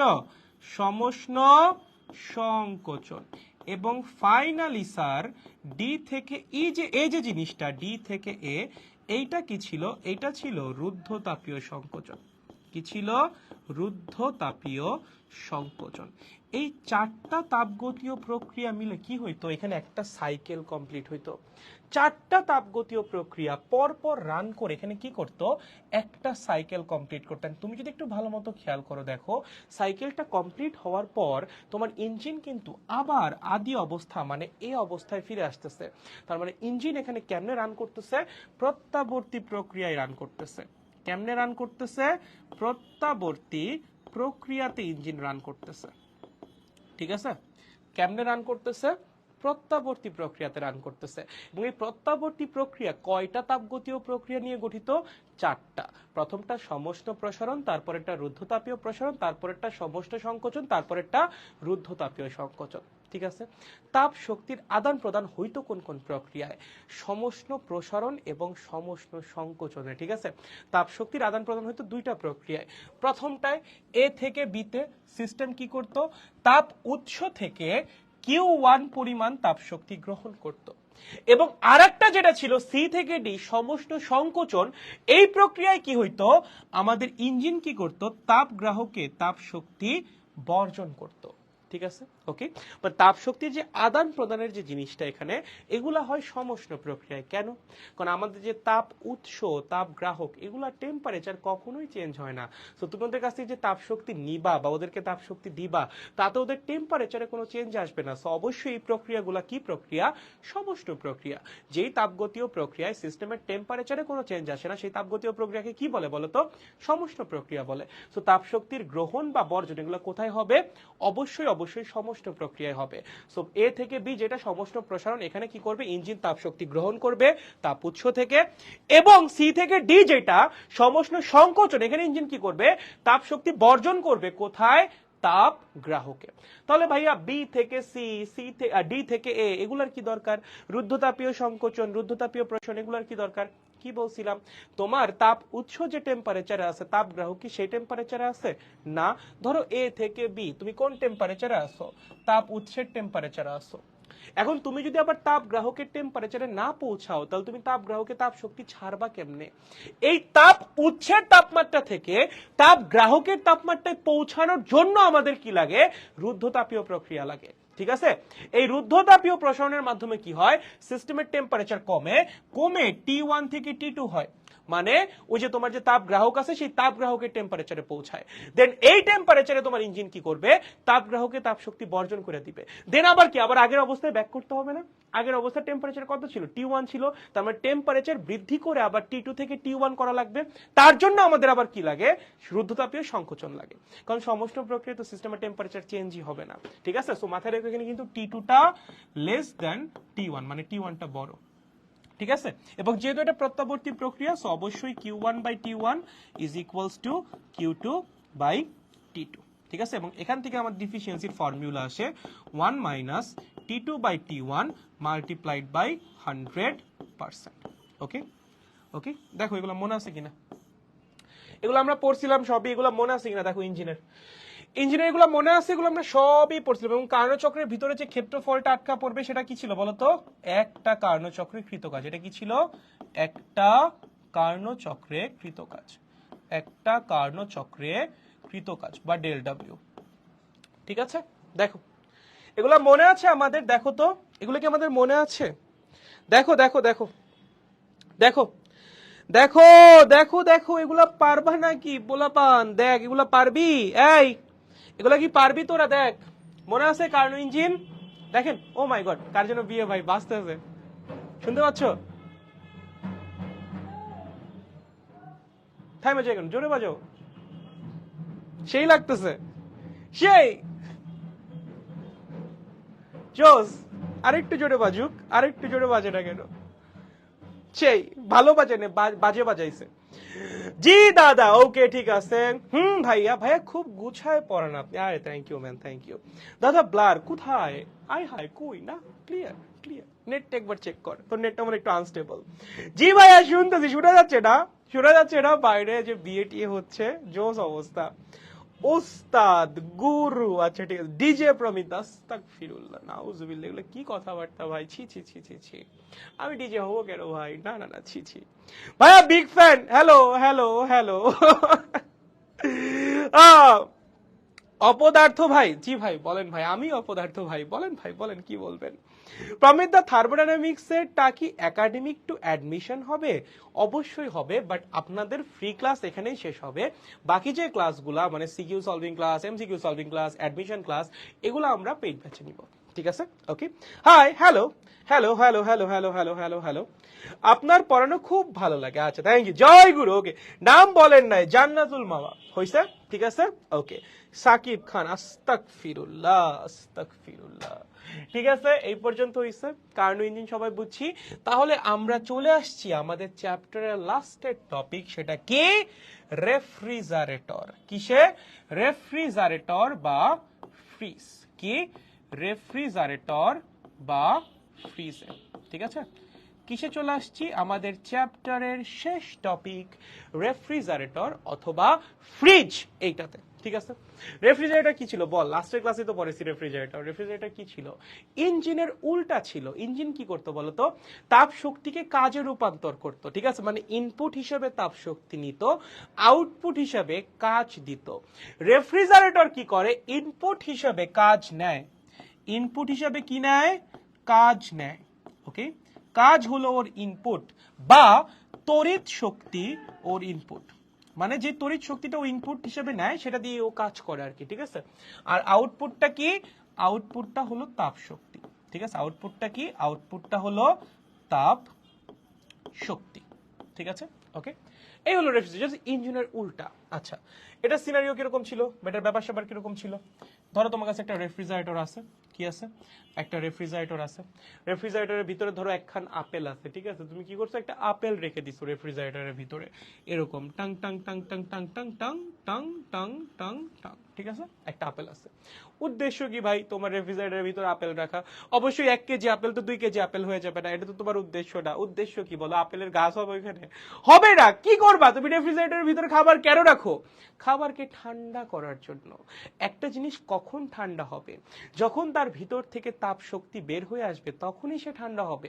তার মানে রেফ্রিজারেটর কি করে, খাবারের ভিতর থেকে তাপ শক্তি বের করে আনে, ঠিক আছে, রেফ্রিজারেটর কি করে, খাবারের ভেতর থেকে তাপ শক্তি বের করে আনে। তাহলে কিউ1টা কি, কিউ1টা হলো রেফ্রিজারেটরের ভিতর থেকে বের করা তাপ শক্তি, বা যে রেফ্রিজারেটরের ভিতরে যে খাবার আছে সেই খাবারের মধ্যে থেকে বের করা তাপ শক্তি, ঠিক আছে, রেফ্রিজারেটরের ভিতর থেকে বের করা তাপ শক্তি, রেফ্রিজারেটরের ভিতর থেকে বের করা তাপ শক্তি, ঠিক আছে, বের করা তাপ শক্তি, ওকে, এটা হলো আমাদের কিউ1, ওকে।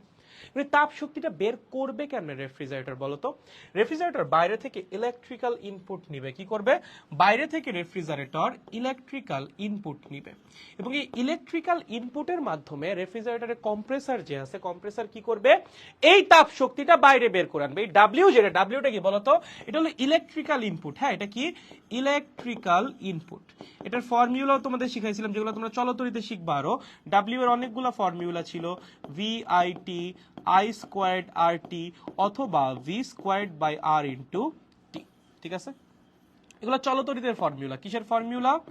চলতরিত। ঠিক আছে, চলতরিতের ফর্মুলা। ওকে ওকে, এটা হলো আমাদের ইনপুটটা, যেটা রেফ্রিজারেটরের ইনপুট। এবং রেফ্রিজারেটর ফাইনালি কি করে? এই ডাব্লিউ প্লাস কিউ ওয়ান দুইটাকে একত্রে বাইরে বের করে দেয়। ঠিক আছে, কিউ টুটা কি? কিউ টুটা হলো কিউ ওয়ান প্লাস ডাব্লিউ। এই কিউ টুটাকে কি বলা হয়? কিউ টুটাকে বলা হয় রেফ্রিজারেটর পরিবেশে কতটুকু তাপশক্তি নির্গমন করতেছে বা নির্গত করে দিচ্ছে সেটা। ঠিক আছে, তাহলে কিউ টুটা কি? পরিবেশে নির্গত তাপশক্তি। কিউ টু কি? পরিবেশে নির্গত তাপশক্তি। পরিবেশে নির্গত তাপশক্তি। ঠিক আছে, কিউ টু যেটা, সেটা কি? পরিবেশে নির্গত তাপশক্তি। কিউ ওয়ানটা কি ছিল? ফ্রিজের ভিতর থেকে কতটুকু তাপশক্তি বেরোচ্ছে, মানে সহজ কথা, ফ্রিজের ভিতরে যে খাবার আছে সেই খাবার থেকে যতটুকু তাপশক্তি আমরা বের করে আনবো সেটা হলো কিউ ওয়ান। এবং ফাইনালি রেফ্রিজারেটর পরিবেশে যতটুকু তাপশক্তি মুক্ত করে দিবে সেটা হলো কিউ টু। আর এই কিউ টুটা কি?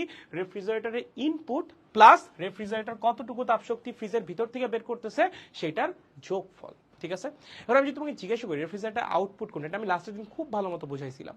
রেফ্রিজারেটর আউটপুট কোনটা? কিউ ওয়ান নাকি কিউ টু? বলতো কোনটা? বলো তো, তোমাদের কাছ থেকে শুনি। লাস্টের ক্লাসে এটা পড়াইছি খুব ভালো মতো। রেফ্রিজারেটরের আউটপুট কোনটা হয়? কিউ। ইনপুট তো ডাব্লিউ বুঝলাম, আউটপুট কোনটা? কিউ ওয়ান নাকি কিউ টু? বলো তো, এই আউটপুট কোনটা? প্রণব বলছে কিউ ওয়ান। সেরা। যে রেফ্রিজারেটরে কোনো খাবার না থাকে তাহলে W is equals to Q two. হ্যাঁ, এরকমই তো হওয়ার কথা, এরকমই হবে। মানে যদি তোমার ভিতরে কোনো খাবার না থাকে তাহলে অবশ্যই W is equals to Q two হবে। ঠিক আছে, নাসির রেজা বলছে কিউ ওয়ান। গুড। চা নাস্তা দিবেন নাকি চলে যাব? আস্তাগফিরুল্লাহ। আচ্ছা, যাই হোক। লামিম বলছে কিউ ওয়ান। গুড। ভাই নাম বলেন। Zubair. Hello Zubair. Hello hello hello. Shihab বলছে কিউ ওয়ান। গুড। ভাই আপনার আস্তাগফিরুল্লাহ বলাটা কিন্তু বেশ ভালো, ধন্যবাদ, থ্যাংক ইউ। এই বলো কিউ ওয়ান হবে না কিউ টু হবে? সবাই বলতেছে কিউ ওয়ান। কেন কিউ ওয়ান? কেন কেন? Why not Q two? Q two তো বের করে দিচ্ছে রেফ্রিজারেটর। কিউ টু কেন হবে না? কেন কিউ ওয়ানই হবে আউটপুট? বলো তো, বলো। বিপ্র বলছে কিউ ওয়ান, রাফাত বলছে কিউ ওয়ান। কেন কেন কেন কেন কেন কেন কেন? মাওয়া বলছে কিউ ওয়ান। আচ্ছা ওকে, ঠিক আছে, সবাই কিউ ওয়ান বলছে। রাফাত আবারও বলছে কিউ ওয়ান। আচ্ছা, এটা আবার আরেকজন রাফাত, অনেক রাফাত। সুমন বলছে কিউ ওয়ান। ওকে, ঠিক আছে। মারিয়া বলছে আস্তাগফিরুল্লাহ। এই দেখো, শুনো শুনো শুনো শুনো শুনো, কিউ ওয়ান হবে আমাদের আউটপুট, বাট ওয়াই? কেন দা ওয়াই? কেন কিউ টু হবে না? দেখো, একটা সিস্টেমের আউটপুট বলতে আমরা বুঝি সিস্টেম থেকে আমরা যেটা চাচ্ছি সেইটা। যেমন ইঞ্জিনেও কিন্তু, মানে ইঞ্জিনেও দেখো আউটপুট কিন্তু দুইটা ছিল অ্যাকচুয়ালি। দেখো, দুইটা আউটপুট ছিল, একটা হলো কৃত কাজ আর একটা হলো কিউ টু। বাট আউটপুট হিসেবে কিন্তু আমরা কিউ টু কে কনসিডার করি নাই, ডাব্লিউ কেও কনসিডার করছি। ঠিক আছে, আউটপুট হিসেবে আমরা ডাব্লিউ কে কনসিডার করছি, কিউ টু কে করি নাই। কেন করি নাই? কারণ ইঞ্জিন থেকে আমাদের চাহিদা কি? কাজ। ওইটাই আমাদের ইঞ্জিনের আউটপুট। এটা তো আমরা ইঞ্জিন থেকে চাচ্ছি না, এটা আউটপুট না। ঠিক সিমিলারলি রেফ্রিজারেটর থেকে তোমার চাহিদা কি? খাবারকে ঠান্ডা করা। খাবার ঠান্ডা হচ্ছে কার জন্য? এই কিউ ওয়ান কে বের করার জন্য। তাহলে এইটাই তোমার কি? আউটপুট। ঠিক আছে, তাহলে কিউ ওয়ানটা কি? আমাদের রেফ্রিজারেটরের আউটপুট। ঠিক আছে, ওকে। এখান থেকে একটা ফর্মুলা আসে রেফ্রিজারেটরের, বাংলায় লেখো একটু, কার্য সম্পাদন সহক বা coefficient of work, if I am not wrong. কার্য সম্পাদন সহক, কার্য, রে বানান পারি না আমি, কার্য সম্পাদন সহক বা কে। এটা মানে কি বলতো? আউটপুট বা ইনপুট। আউটপুট কোনটা? Q one. ইনপুট কোনটা? ডাব্লিউ। তাহলে কে কি হবে? Q one divided by W.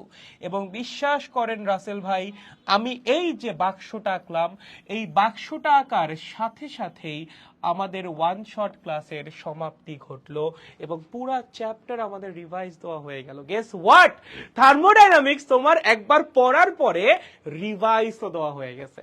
এখন আমাকে বলো এই পুরা চ্যাপ্টার তোমার মাথায় কি একবার খেলাধুলা করে গেছে নাকি যায় নাই? বলো বলো বলো বলো, এখন কি তোমার জন্য থার্মোডাইনামিক্স পারা খুব বেশি কঠিন? বলো বলো বলো বলো বলো বলো।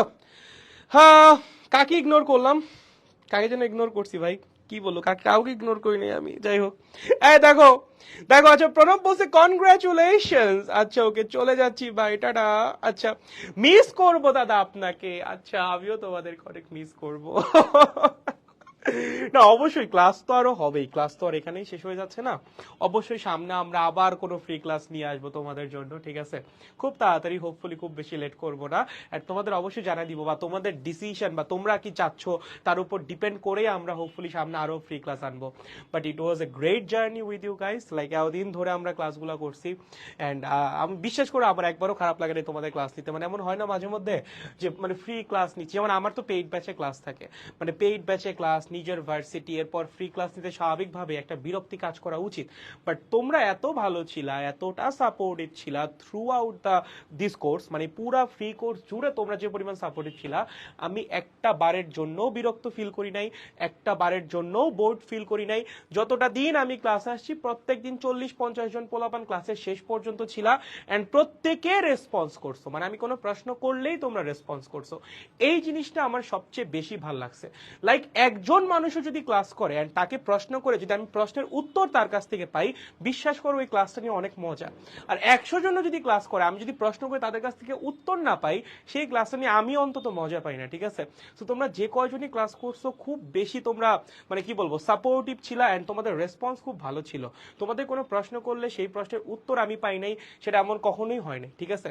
এন্ড তোমরা নোট পোস্ট করছো রেগুলার, আমি মাঝে মধ্যে কমেন্ট করতে পারি নাই, মাঝে মাঝে কোনো কোনো নোট দেখতে পাই নাই, বাট তোমরা কন্টিনিউয়াসলি করে গেছো, লাইক কতটা জোস, মানে খুবই ভালো। মানে এতদিন ধরে একটানা করে গেছো কাজটা তোমরা। থ্যাংক ইউ ভাই, thank you thank you thank you. And আমি আমার যদি কোনো ব্যবহারে বা আমার কোনো কাজে যদি তোমরা কষ্ট পেয়ে থাকো, তার জন্য আমি মনের অন্তরস্থল থেকে দুঃখিত। আমি ইন্টেনশনালি কখনোই তোমাদেরকে কষ্ট দিতে চাই নাই, কারণ তোমরা আমার ছোট ভাই বোন, তোমাদেরকে কষ্ট দিয়ে বা তোমাদের উপর রেগে আমার কোনো লাভ নাই, ঠিক আছে? বা আমার কোনো ইচ্ছাও নেই এরকম কিছু করার। I truly love you guys and I have enjoyed taking this classes a lot. So thank you এতদিন ধরে থাকার জন্য, ঠিক আছে? এখন আপনাদের কথা শুনি একটু। ফ্রিতে ক্লাস নিলে আবার অ্যাডমিট হতে পারবো, আচ্ছা ঠিক আছে, প্রতিদিন দেখা হবে দাদা ইনশাল্লাহ, হোপফুলি ম্যান। এসব বিশ্বাস করি না দাদা, আমাদের এমন ভাবে বলেন, আয় হায়। প্রমিত দাদা ফানি, দা লেট করে ফেললাম, ইটস ওকে ম্যান। আচ্ছা দাদা নেক্সট কোন চ্যাপ্টার শুরু করবেন? আমাদের পেইড ব্যাচে শুরু হবে স্থির তড়িতের ক্লাস, ঠিক আছে? অ্যান্ড স্থির তড়িতের ক্লাস শুরু হবে পেইড ব্যাচে। অ্যান্ড ফ্রিতে কি করব দেখি, চিন্তা ভাবনা করি একটু, তোমাদের মতামত নেই, তারপর সবাই মিলে কোনো একটা ডিসিশনে উপনীত হয়ে সেটা একসাথে কন্টিনিউ করবো নি, ঠিক আছে? দুঃখিত না মেজবান। আচ্ছা ওকে, পেইড ব্যাচে দেখা হচ্ছে, হ্যাঁ অবশ্যই। রাসেল ভাইকে দাদা, রাসেল ভাইকে ওই যে ভূত এফএম এ ছিল না, বিশ্বাস করেন রাসেল ভাই, ওই যে জকিটা ছিল, আর যে ছিল রেডিও জকি যে ছিল উনি তো রাসেল ভাই ছিল। Thank you so much, class অনেক ভালো ছিল ভাই, ইউ আর ওয়েলকাম। আপনার ন্যাকামিগুলো মিস করবো ভাই অনেক। ভাইয়া টি শার্ট দেন, পূজন্ত আজকে টি শার্ট পাঠায় দেওয়া হয়েছে, চলে যাবে তোরটা, ঠিক আছে? আজকে পাঠায় দেওয়া হয়েছে টি শার্ট, চলে যাবে তোরটা, খুব তাড়াতাড়ি চলে যাবে, ঠিক আছে? ওকে পোলাপান, তাহলে সবাই ভালো থাকেন, সুস্থ থাকেন, দেখা হবে খুব তাড়াতাড়ি অন্য কোনো জায়গায় হোপফুলি, বা অন্য কোনো চ্যাপ্টার নিয়ে হোপফুলি। এন্ড তোমাদের এই গ্রুপে আরো ফ্রি ক্লাস চলবে, এন্ড সেটা আপাতত কিছুদিন তো একটু বন্ধ থাকবে, কারণ মাত্রই একটা কোর্স শেষ করলাম তোমাদের সাথে, ফ্রি কোর্স। এন্ড হোপফুলি সামনে আরেকটা ফ্রি কোর্স আবার নিয়ে আসবো তোমাদের জন্য। এন্ড এই মুহূর্তে যারা আমাদের সেকেন্ড ব্যাচে ভর্তি হতে চাচ্ছ, কারণ এর পরবর্তী চ্যাপ্টারগুলো আমরা সবই আমাদের পেইড ব্যাচে কন্টিনিউ করবো। সো যারা ভর্তি হতে চাও মাত্র 1500 টাকা দিয়ে আমাদের সাথে জয়েন করতে পারো। 1500 টাকা দিয়ে তুমি তোমার পুরো ফিজিক্স সেকেন্ড পেপার কমপ্লিট করতে পারো, একদম একাডেমিক থেকে শুরু করে অ্যাডমিশন পর্যন্ত। তোমার সেকেন্ড পেপার যা যা লাগবে ফিজিক্সে সব পাবা আমাদের একটা ব্যাচের মধ্যে। তোমার একবার 1500 টাকা পে করলে আর কোনো টাকা পয়সা কিচ্ছু পে করতে হবে না, ঠিক আছে? ভর্তি হওয়ার জন্য আমাদের পেজ ফিজিক্স অফ স্টুপিডে একটা টেক্সট দিয়ে জাস্ট বলো যে আমি আপনাদের সাথে যুক্ত হতে চাচ্ছি, বাকিটা ওরাই করে দিবে, ঠিক আছে? দেখো আমি ক্যাপশন আমাদের পেজের নাম লিখে দিয়েছি, ঠিক আছে? তাহলে সবাই ভালো থাকেন, সুস্থ থাকেন, ঠিকঠাক পড়াশোনা করেন, ফ্যামিলির মানুষের সাথে সময় কাটান ঠিকঠাক, এবং নিজের যত্ন রাখেন। Love yourself, everything rest will be good, fine and beautiful. Okay, good by.